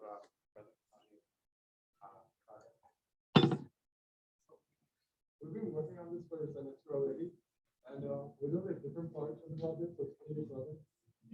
So mainly, what the project does right now, or what we have right now, is to create a conversational agent which is autonomous and emotionally aware. So I'll just speak about the part I'm doing right now. So one of the problems that we have with generating realistic agents is that we need to create something that looks realistic. So there has been research on like creating facial features like skin tone and things like that, which are very realistic. But the problem is most of them don't consider factors like facial hair. If you look at agents, most of them will be like facial hair. They want to hair because it's really hard to put it on models that already exist, like the LVO maps, which don't really consider factors like this. Another thing is when you create a 3D, so when you create a 3D model from a picture of a person, so if I take a picture of myself, I need to create a 3D model, an agent that looks like me, so you can reconstruct, but most of the models don't consider inner features like eyes or the inner portions of the mouth. So when you talk and when you smile, like how to regenerate those inner parts are hard problems to solve. So these are some of the problems that I'm trying to figure out. So I'll be working on mostly the reconstruction part of the virtual agent. Yeah, so like Roger was saying, a large part of our goal is to reconstruct a person, right? We want to make sure that their faces are as realistic as possible. So the main part that I'm working on right now is the face isn't really the only part of your body that's talking, if that makes sense. So for example, hand gestures, the way you carry your upper body. So that's the main thing that I'm going to start working on this semester. I'm going to try finding a relationship or a connection between the upper body gestures and then the tone of the voice. So I'm working with the data set. There's two of them right now, right on the bottom, the head gesture data set and the data set. And each one of those contain the audio file, so I can access tone. I believe the text as well, and then the movements of the upper body joints. I think we can just overview what we've done till now. So right now we have, so we're working on Unreal Engine. They also call it like a game engine. So we've just connected a NLU part, which so basically there's a agent that has pre-trained animations, and you can talk to the agent, and it will extract the like intent from what you say and reply to you based on like previously generated animations. But what we want to do is make it completely autonomous. So last semester, that's me. I was working on the natural language understanding. So like I would speak to the computer, convert that to text, running through some NLU, not the intent, and then determine some output. So we're connecting that with the graphic portion. Yeah, so we basically have something called a behavior tree, which kind of triggers what the agent should do based on our, it's a basic like how the Google Assistant works when you do high level. So what I'm proposing is a multi-stage adversarial training of reconstruction and rendering. So we do have some really good state-of-the-art encoders for like things like albedos or like lighting and like skin texture creation. But I want to mix that with other renderers. Like there's StyleGAN 2, which can produce like really realistic photos of people, and from that probably extract better models for like things like their real life, and probably combine these to make something. And most of them are not in real time; it's mostly just image based. So convert that into say something that could be animatable and a little more realistic. Cool. Awesome. Anything else, guys? Good. Awesome. Questions or give them around, please. Yeah, of course. This project has been in the works, right? So it's further along naturally, right? Any questions or comments?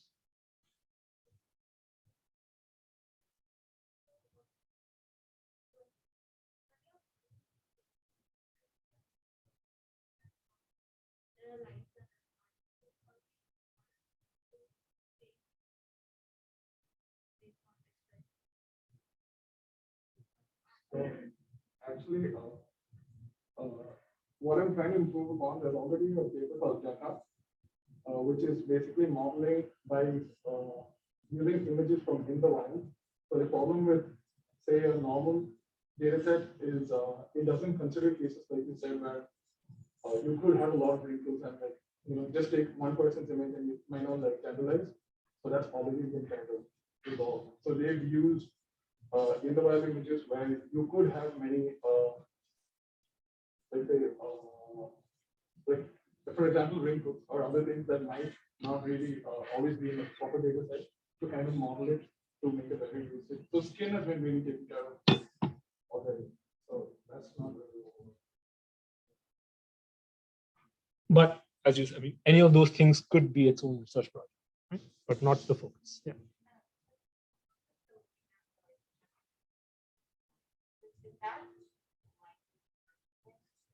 So like, let's say like the way that I use my hands as a native English speaker might be different. That's fair. I believe it is in English, right? Yeah, you're right. Like culture, the age of a person. There's so many different factors that have an effect on how you're, like, what your upper body gestures are. That's okay. Yeah, very good.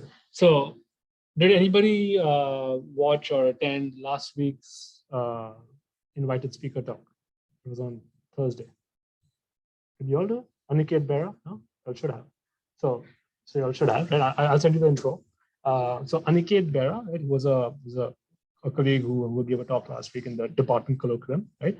His entire research is on exactly what you just asked. Okay, and should be very relevant to you. Yeah. Yeah. So in fact, he's got a bunch of state-of-the-art papers on exactly the problem that you guys are looking to solve. Okay, then Jerry actually, I pointed him to it, so he knows. So definitely speak to him about that. Okay. All right. Good. Great. Any other questions?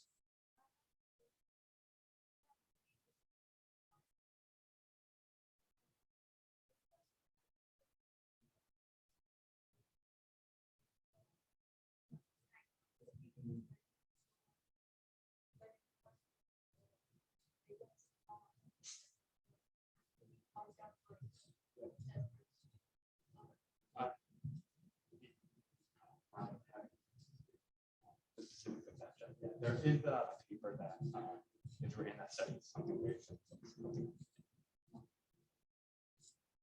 Cool. Very good. All right. Thanks, guys. Awesome.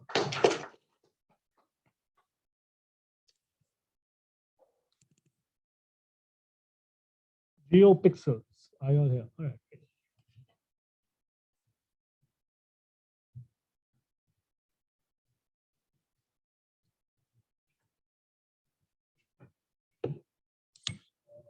Hello everyone, my name is Faisal. The idea of this project is to establish a correspondence between each pixels in an image of in outdoor environment with georeference locations. I mean longitude, latitude, and elevation. So the only inputs for this model is an image, a single image, and DEM.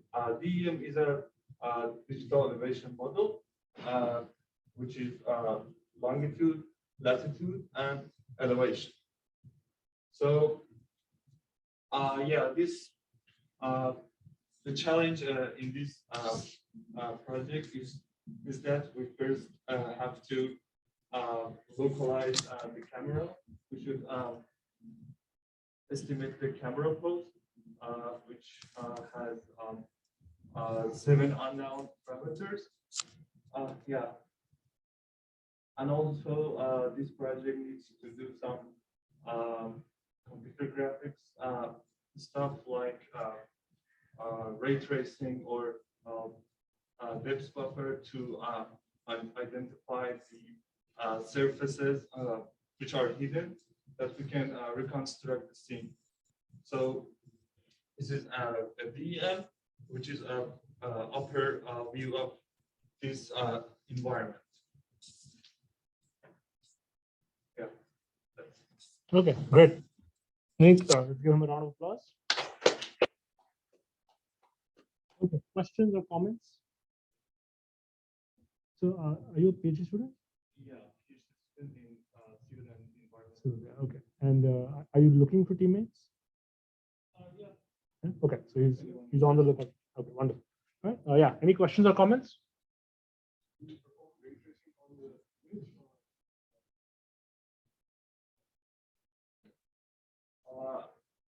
Actually, we have the DM. The DM we can represent it like a point cloud. So if we have the camera pose and its location and the orientation, we should do the ray tracing or any other algorithm for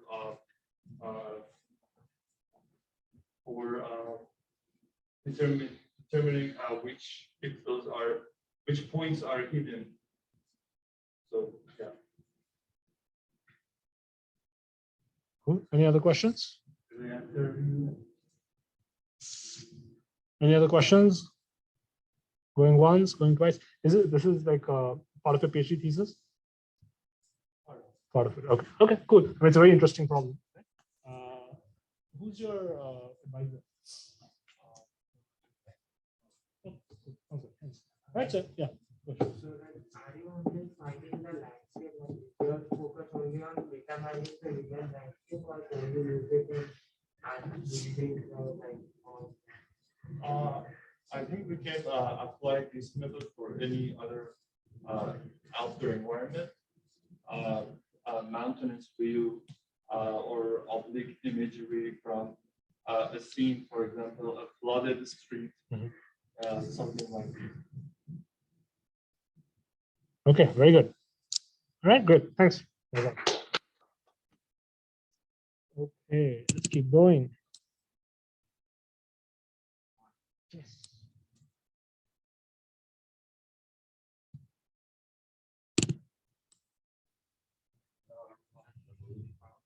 And there is a kind of human image transfer of their code. The technology I use is then also 2 parts of network. One is responsible for generate, and another is responsible for integrate letter the generated image. It is a generated image or a real image.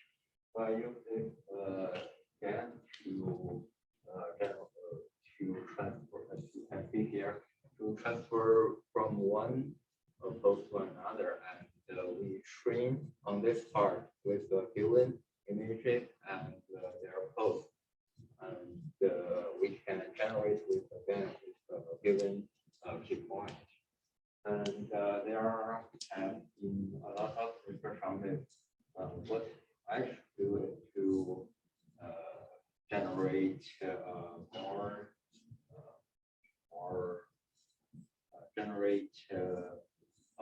more images for faster quality. So what's new here is that I use attention therapy pyramid to introduce a central pyramid to the gen and also hold a throwback to introducing AFFF to the central pyramid. Our task is all to generate better image. Okay, thank you. Right. Your solo number. I know we had a discussion, right? Yeah. Okay. Questions?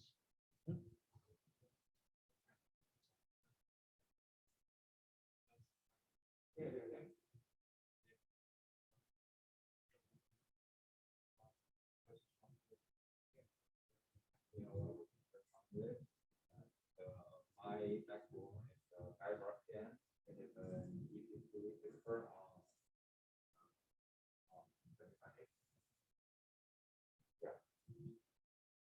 Okay, good. Glad to hear that people are already aware of this task. Any other questions? Question? Okay. Anyway, as I said, very interesting idea. I know we've had offline discussions about this, right? But in general, lots of solo projects right now, right? So I strongly encourage, right? I know you mentioned you had a preference for working solo, but I would encourage you to try to find, like-minded students, and even increase the scope of your project, right? Okay. I think I would encourage you to do it. Okay. Right? Yeah, please. Right? Thanks.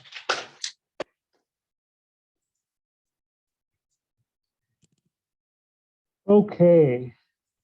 Surya. No Surya? Okay. Virtual trial.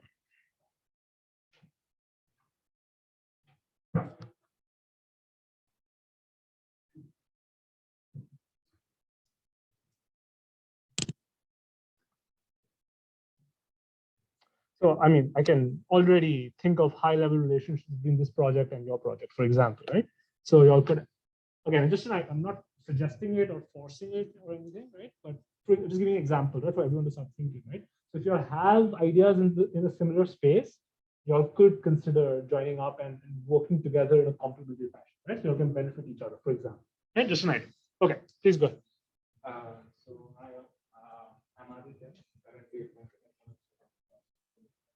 question is on me.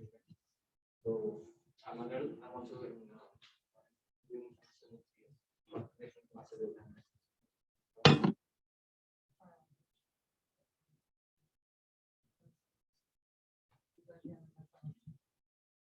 so our idea is virtual try-on. So currently in the pandemic, we obviously have to maintain social distancing and avoid contact of any sort. So this idea is probably not new one. It's a little old, but the efficiency and the look of the output is the one that we are actually focusing on. So here, basically, the input would be just a person, and the cloth the person would wish to wear. And we try to sort of augment the cloth on the person and try to get the output as if the person is already wearing the shirt. So we just so something of this sort. So in the process, we have multiple models which we have implemented. We would need segmentation technique. We would need to derive output from pose detection models. So yeah, this is sort of our flow. We would try to eliminate the clothing region of the person using the segmentation and the pose model, followed by which we also have the segmentation of the clothing as well. So with that, we have one more intermediate step between which probably deforms the clothes so that it aligns with the person's pose. And then finally, we use augmentation technique just to augment it right away on the person's body. Anything else to add? Yeah, so our idea is to maybe create a web app or an Android app or maybe an iOS app. So where the person just stands in front of the phone, selects a cloth, and he could see how one would look. Okay, awesome. Thank you. Thank you, guys. I think we spoke offline, right? Yeah. So I appreciate the thought that's been put into this. Have you all been working on this before? No, I mean, we all had this idea from some time. Okay. We always wanted to implement it, but we would get stuck at some or the other point. So we thought this probably is the best opportunity to do this. All right, wonderful. Questions or comments?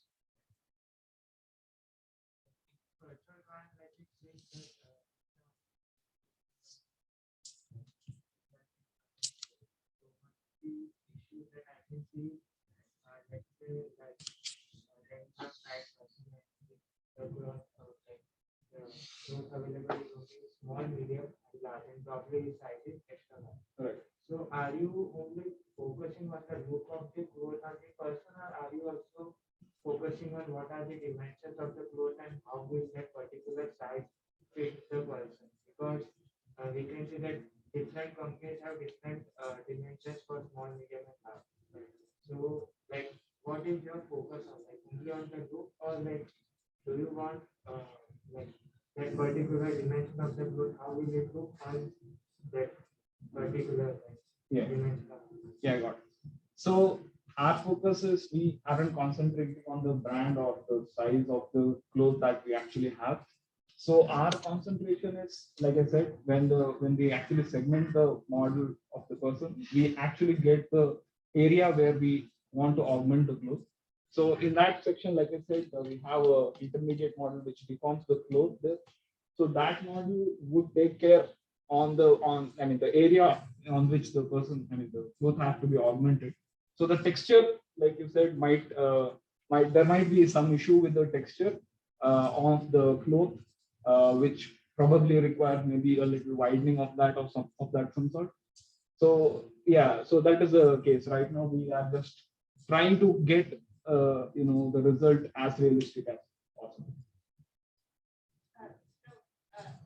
Building off of that, it seems like you would also run into like sort of a lighting issue where like different colors. So let's say you're like using this image off a white background, but if like this room has a lot of yellow lighting, it's going to show up differently. Is that part of the problem? Yeah, I guess that definitely is a part problem. So right now, since like I said, our focus is probably trying to get the best result. So we would consider the optimal condition where the person would stand. Maybe that sure is a problem. And I think at this point we can consider it as an edge case. So we'll just try to, simulate the best possible environmental condition. Good question. This global illumination and being able to estimate that and transfer them onto your overlays is a very important. So right now, what you see that you just like one person is working with different one color and you just like if there is a t-shirt with different color, you just change the color. Basically, put that t-shirt on the other person. Color including, let's say, the image, for example, and this one, including the text. One t-shirt. So like, let's say my photo is in a jacket or something. Yeah. And let's say you want to replace it with like a person just wearing a t-shirt. So Right. does it like remove the jacket as well, or like it puts the t-shirt inside the jacket and shows it? It does remove the jacket. So there is one more intermediate step between the person's segmented body and the one which we haven't included here. So we are actually following one of the papers. So we're trying to implement what is given on the paper. So there is a technique where we try to, so with the pose map and the segmentation map, we remove the entire torso of the person only by maintaining the wrist of the person. So the hand and the clothing area would completely be removed. So that is one intermediate step we would be following. So whatever jacket or anything the person would be wearing, so that would be completely discarded. So only the clothing part would be augmented back. Based on the rest color, it will like generate. Yeah, it will generate it will probably predict how the hand might look based on the skin tone of the person.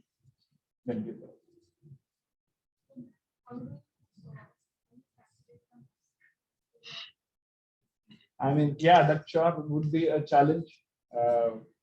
It's a data-driven approach, right? Right, yeah. So basically, based on the data that the model has seen, right, it will basically imagine, right, sort of a likely representation of your arm based on the data it has seen before. But these are great questions.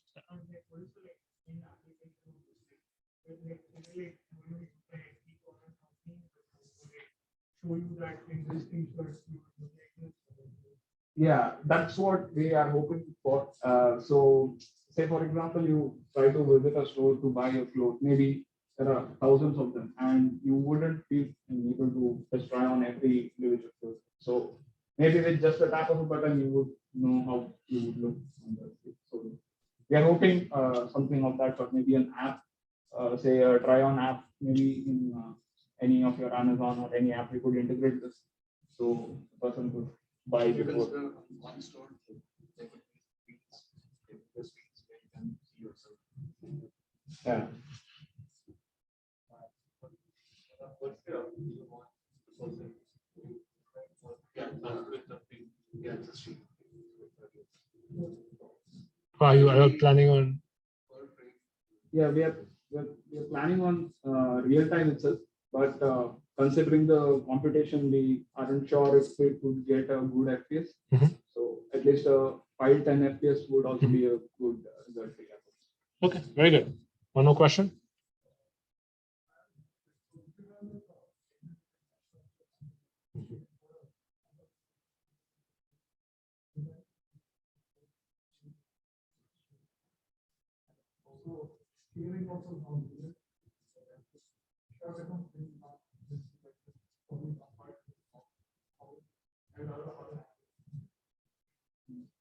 We haven't considered that as of now. So we are just. If I might jump in, Yeah, sure. That's a very good line of discussion, right? If I understand, I didn't see your references, but the approach you're taking is a data-driven approach, right? And essentially, you're like thinking of this as an in-painting problem, right? Right. Okay. So you're basically replacing one texture with another texture, right? So the approach that he's describing, right, is that what and what these ideas exist, right, is that you can essentially do a dense 3D reconstruction of the human, so not just the skeletal pose, right, but also the mesh of the human body, right? And then you would actually have a physically based cloth solver that simulates the cloth on top of it, right? So it's an entirely complementary approach and not something you'll need to do, but it's worth knowing about. Okay. So there's work out of, I'll point you to it, right? There's work from Germany that looks at this problem in a lot of detail. Okay. Trying to remember the names, but I'll tell you. Yeah. Okay. Right. Thanks. Good question. If you wanted to respond, please do so. Yeah, I mean, that's what, right. As of now, we haven't considered that. As of now, we are focused on one approach that was described on the paper. So maybe make it help. Okay, very good. Okay, if there are no further questions, let's thank them. All right, awesome. Thank you, guys. Let's keep going. Is this productive? Is this yeah? At the very least, I think. In fact, I mean, the speakers or me and the guest speakers can only impart so much information to you all. This is probably the best way for you all to learn about 10 different topics all at the same time, right? So even if you all may not be interested, you're learning about some new things, right? So I'm learning about so many new things. Okay.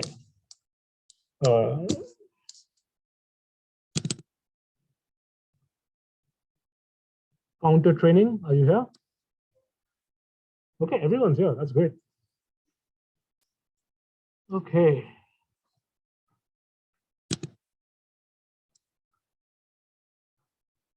Hi everyone, my name is Sean, and our project is in a high level phases.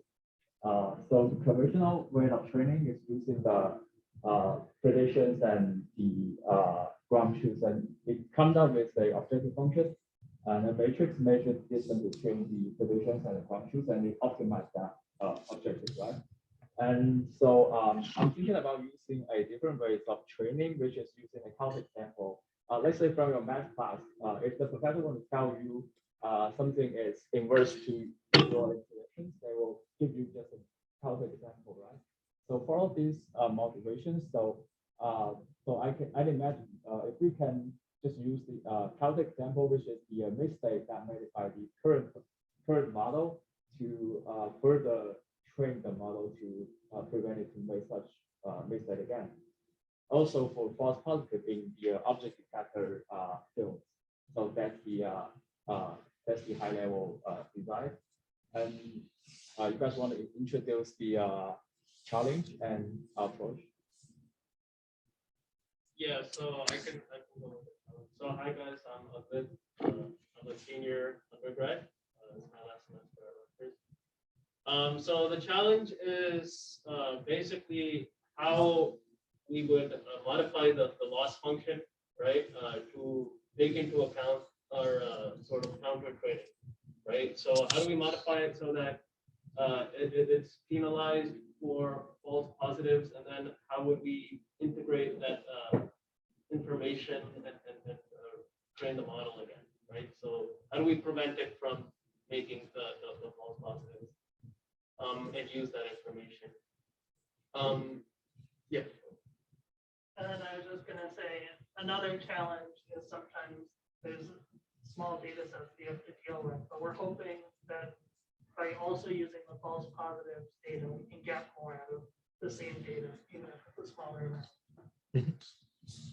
Yeah. And our approach is we're gonna first off initiate. Okay, we're gonna use transfer learning. So there's a lot of models that already exist for this type of stuff, which is we want to do classification. More specifically, classifying types of vehicles, because that's what Kuma's PhD is related to. So you want to go over like what types of data sets you want? Yeah, well, these are just our ideas, our Kuma's ideas, but use the COCO data set, which has a lot of different data, but also 5 classes of vehicles to train the model, and then or to start with that, and then use the MIO TCD data set for the fine grained data, where we use a portion of it to train it as a training set, and then use the rest to get the false positive. Maybe we'll explain it better, but that's the idea. Yeah, in terms of the setup, so I think when we talk about using the cloud example, I'm basically shooting for another thing, which is if we in a transfer learning, we don't have much data to train, which means if we consider the feature space, we might don't have all those visual representation of those feature space. So in this case, if there's something false positive that we wanted to avoid so bad, then we might use it, take it as an counter example, and use that to retrain the model to avoid that efficiently. So I'm considering the setup is if we use COCO data set, it only has 5 class of vehicles, and the other data set we have here is the MOTTCD data set. It has tens of vehicle class, which is 5 through 9 in this case.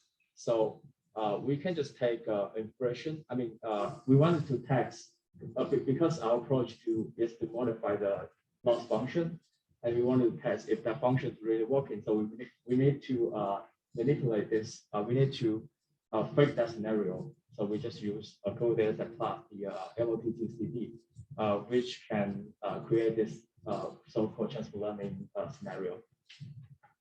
Okay, wonderful. Thanks, guys. Awesome. What year are you? It's Huishong. Sorry? Huishong. No. What year? What year PhD? Oh, I'm sorry. Third year? Okay. And who's your advisor? Yes, it's I'm from the civil. Oh, you're from civil. You're not from computer science. Yeah. Okay. Wonderful. All right. So of course, it's a very well thought out problem, right? In part because it's his part of his PhD, right? So it's good. And I'm glad to hear that you all are from the team. Any questions or comments? Yeah.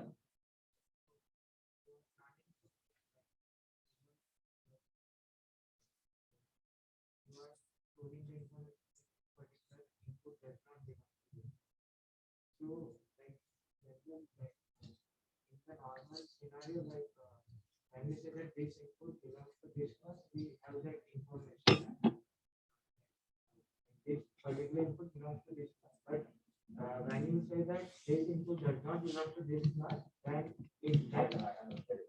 Yeah.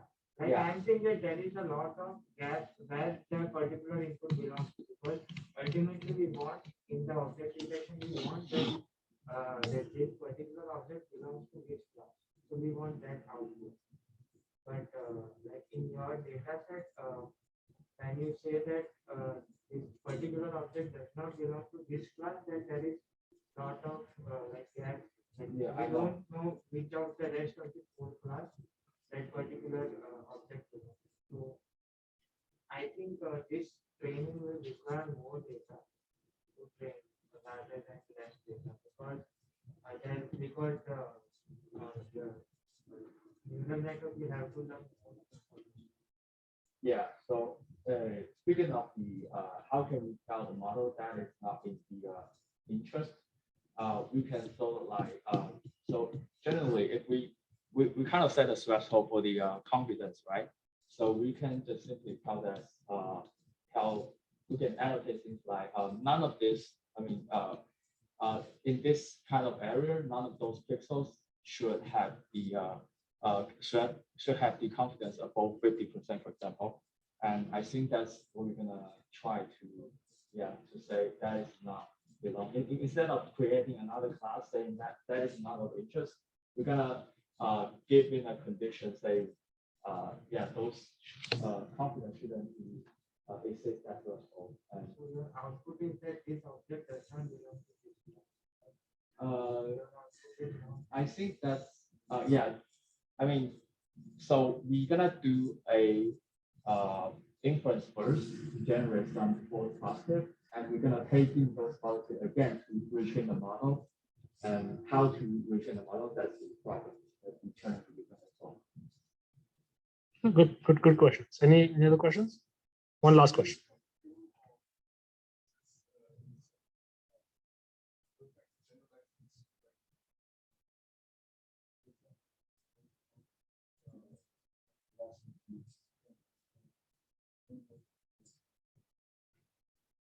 I didn't quite follow. Like you are doing this for a particular loss function, or you're trying to like generate all loss To generate all loss functions. functions. Generalize Yeah. across all loss functions. That's what he's asking. Oh, So you're starting with a pre-trained model, right? yes. Right. So with trained on a specific loss function, right? Right? So it's specific to a loss formulation. Yes, I think that is specific to the task, and we need a specific loss function for each specific task. Does that answer your question? I don't think. Yeah, like I was asking if you're trying to get a generalized form first, just specific task. Oh yeah, we're gonna start from a specific task, and we're trying to think if that could make it general to all those other tasks. Yeah, we're gonna start from object detection to see if that we can also do it for semantic activation, for instance. Yeah, that's I think the research gonna. Okay, very good. All right, thanks, guys. Excellent. So my one note is it's up to you, right? You're a PhD student, but get in touch with Seong-hyun. She's one of the mentors, right? He's working on few shot segmentation, right? Yeah. So it might be at least worth talking to him. Okay. Yeah. I think the thing you just talked about, like the multi-objective Mhm. optimization will also be the approach. Mhm. So I'm gonna look in. Okay, wonderful. All right, thank you. Thank you so much, guys. All right, let's keep going. Oh, many. All right, controlling GAN outputs. All right. We have near full attendance.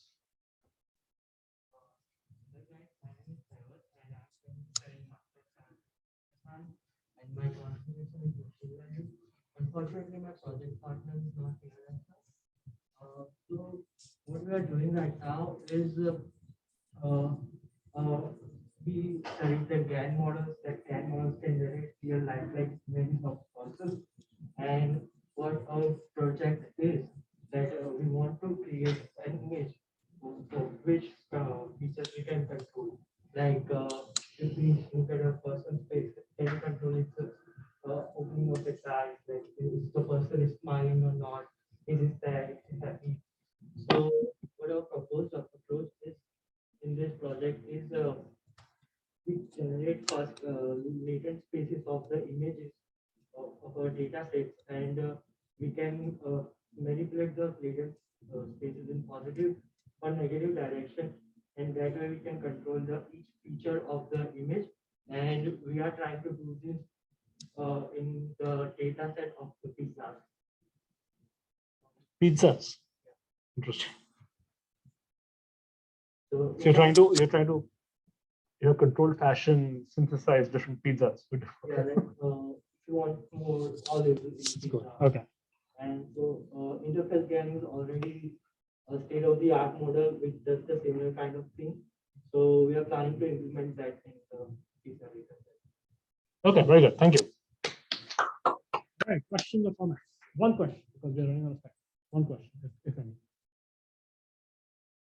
Okay, well, I'll make a general comment, right? So, okay, so what do you all do next, right? So of course, I will try my best to submit my feedback, right, on Canvas as soon as possible. So you all get, I mean, hopefully you are getting my sentiment, right, based on today's discussion, right, on what I think is above bar and what I think is below bar, right? But here's what I would encourage you all to do. Now that you all have heard everybody's project, right? I think it's completely okay for people to reset if they need to. Okay, it's not don't be stuck to your idea, right? Right? Don't be stuck to your idea. Use these first couple of weeks to explore new and different things. Okay, so here are likely outcomes, right? You all are super passionate about your project and you're going to stick with it, right? And you all will then have to fight with me to get the green light. Option number 2 is there something else that you all might have liked, right? And you all will then reach out to those team members and consider partnering with those. Option number 3, I will reach out to one or more of the mentors, right? Listen to their ideas, listen to their insights, right? And consider finding a project team that works within your interest. Okay, so those are all likely outcomes. Make sense? Okay, sounds good, right? So yeah, this is I'll send you my comment. Okay, all right. Thanks, guys. All right, let's keep going. Music-driven walk cycle. All right.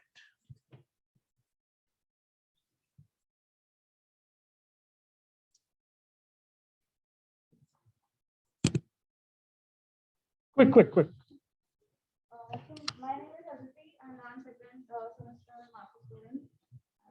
My name is Karan and I am registered master's concentration. I am resisting and also doing my master's in Covariance. Our project is basically whenever a character is introduced in any animation clip, there is always a background music that plays and it kind of sets the environment and personality of the character. So what we are planning to do is given a music or tag or beats, the character will work on those beats. So the major challenges are many times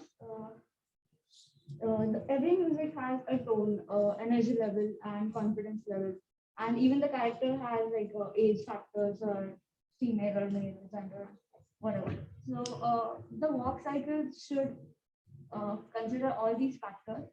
First of all, our approach is first we'll pass the music track and extract information such as beats and tempo and energy level and the mood like happiness, sadness, or whatever. And then we're planning to have some characteristics of the character as well. So age, sex, and maybe confidence level or height and etc. And according to that, we'll create a walk cycle animation. So, for example, like, very crude example is if you have heard Frozen, let it go. So it's like walking by singing. So the way she's walking is a walk cycle. One of the major challenges I feel is many music tracks have like, gaps or raps. So like our character should pause on those gaps or maybe some change the pace of the walk if a rap breaks out. Those are some challenges. Input would be a music track and output would be GIF of walk cycle. That was exciting. Any thoughts? Let's give them a round of applause. One question.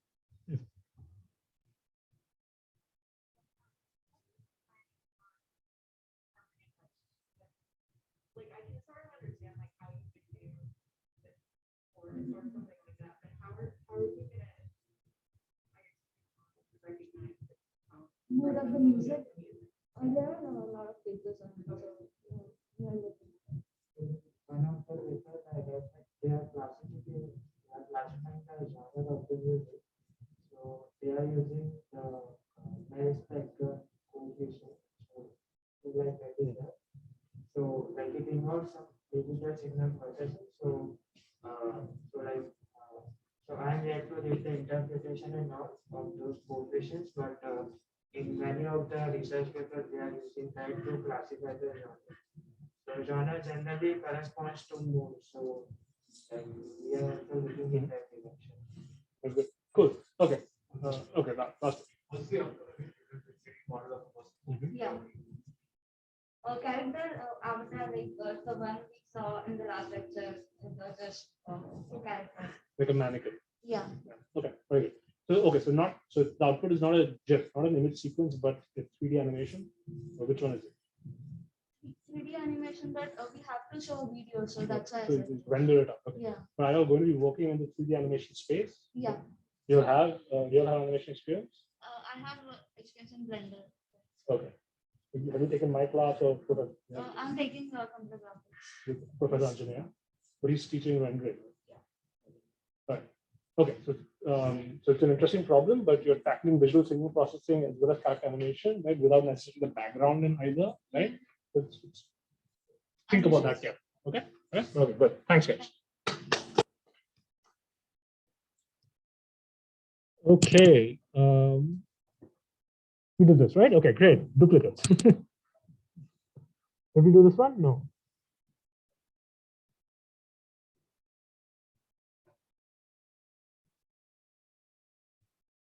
Yeah, introduce yourselves.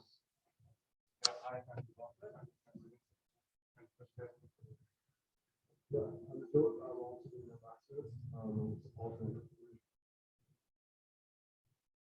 Yeah, so the problem that we want to tackle is how can we generate a story from an image. So now a story can be of different sorts.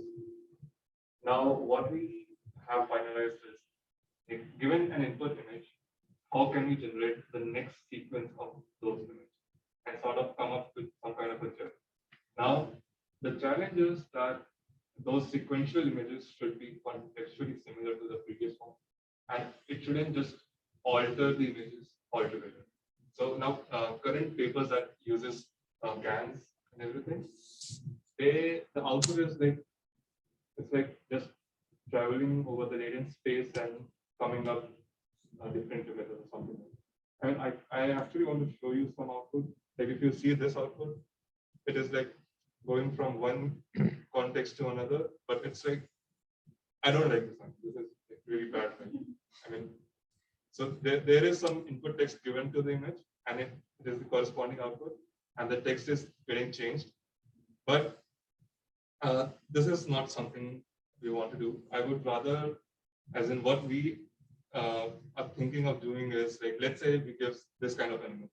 Now, if we can generate another image which is highly related to the previous of this image, and sort of something like, let's say we have the next image could be sunrise is happening, or there is another car coming, or there is some animal coming over here, something of that sort, if we can think of and generate something like that. Now here we are not going to give any textual input. Like most of the approaches until now, they have almost exclusively given text input or text input and image input. We are only giving an image input, and we are going to get context from that specific image. Not going to get any other additional. Okay. So I'm going to speed this up, right? So if you don't mind, but let's give him a round of applause. So did you all look into Harish Ravi's papers? Okay. And it was good. We're thinking like the piece of data set, and we are also thinking a lot of more data set, because we don't want to be like stuck to one web.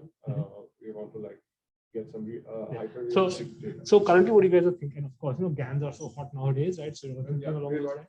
going to use GANs because You're not going to use GANs? Not good. Okay. Thinking of using variation autoencoders. Okay. Vector coders. Okay. All right. Okay. So yeah. So dig deeper into Harish's thesis, right? Because he's really formalized the multimodal story illustration problem very well. He's formulated as a retrieval problem. You all have been talking about it as a generative problem, right? So think carefully, form your task very clearly. Okay. That's my thing. All right. Thanks, guys. Sorry, I'm running through this, all right? But yeah, great. Okay. Let's keep going. Are you all here? No? Okay. Okay. Oh, yeah. Professor, if you don't mind, would I just show a image of this velocity? I think that helps the explanation. It's inside the footnote of. Oh, so I need to click on the link? Yeah. Okay. Sorry. Oh, should I just click here? Yeah. And I will, yeah. We can just open the paper. Yes, I think this helps. Allow. Okay, so sorry, just give me 1 second. So maybe I can go start first. Okay. So the top image is the one that I'm talking about.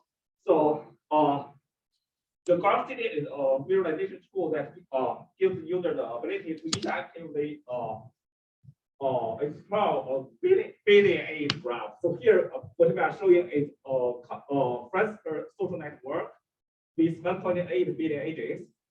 And what and my project goal is like to give a user a city tour, like the real city, into this graph city, such that the user that exploring this city can go to the interesting subgraphs like the tourist attractions. And so the question, also the challenge that we have is that first, this decomposition is so efficient as we actually we already updated this picture. So now it is even more efficient. I mean, in terms of that, this 1.8 billion graph, we decomposed it into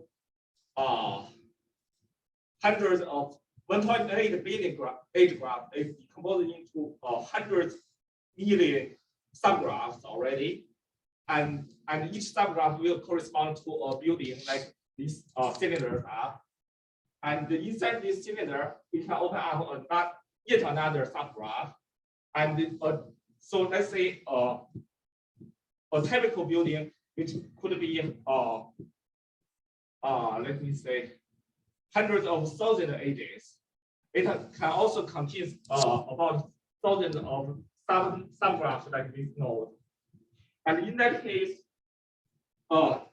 we do not currently we do not have the ability that give user what is inside, and so the user will not know if this subgraph is interesting or not until it opens it up. And so this is the so in order to give the user this ability, we are trying to provide three things. The first thing is that we need a schema to automatically find interesting subgraph. So here we are proposing to use old-fashioned decision tree-based algorithm to detect the if this subgraph is interesting or not based on its certain property like the number of edges, number of vertices, the degree distribution, and the some decomposition related properties like the maximum fixed points and the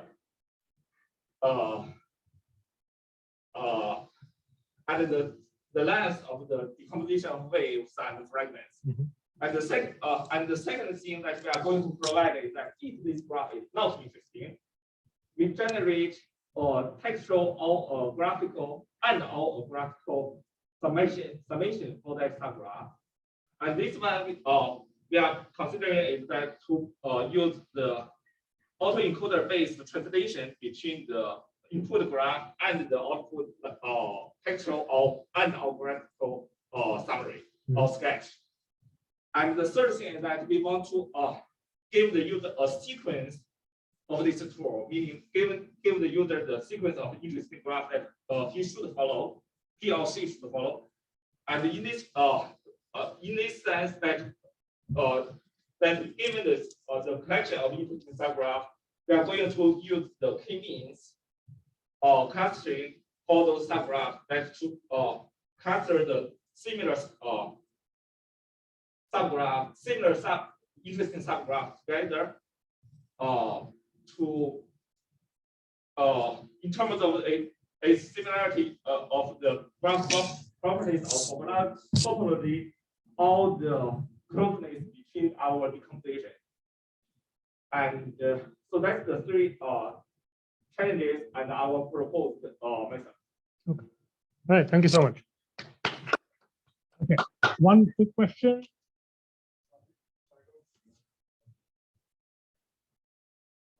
Not fully decided yet, but my plan is to use the P-means-based method. And depending on the trend, we may move to the Q algorithm because it may need the externally processing. Okay, and so you say you're a PhD student working with James? Yes. Okay, but you're not in computer science. I'm computer science. Computer science. Okay, okay, great. And are you looking for team members for this project? For me, yes, but I need to get confirmation from. Okay. Okay. All right. Sounds good. Thank you. Thank you so much.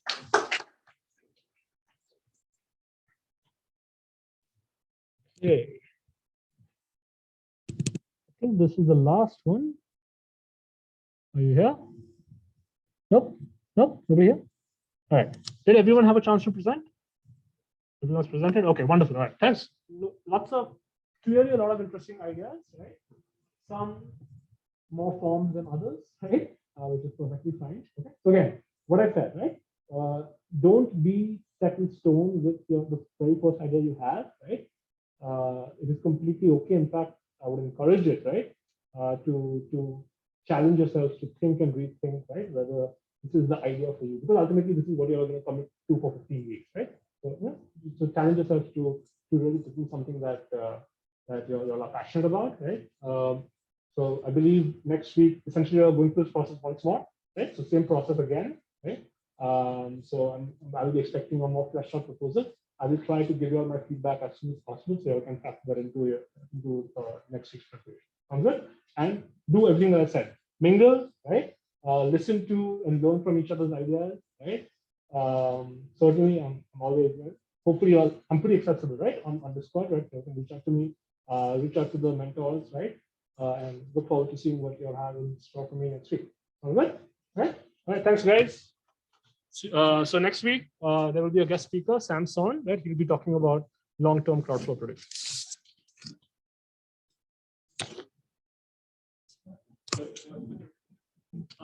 Hi, Professor. I think I DM'd you on Discord about that conference thing. Sorry, give me 1 second. Let me make sure that I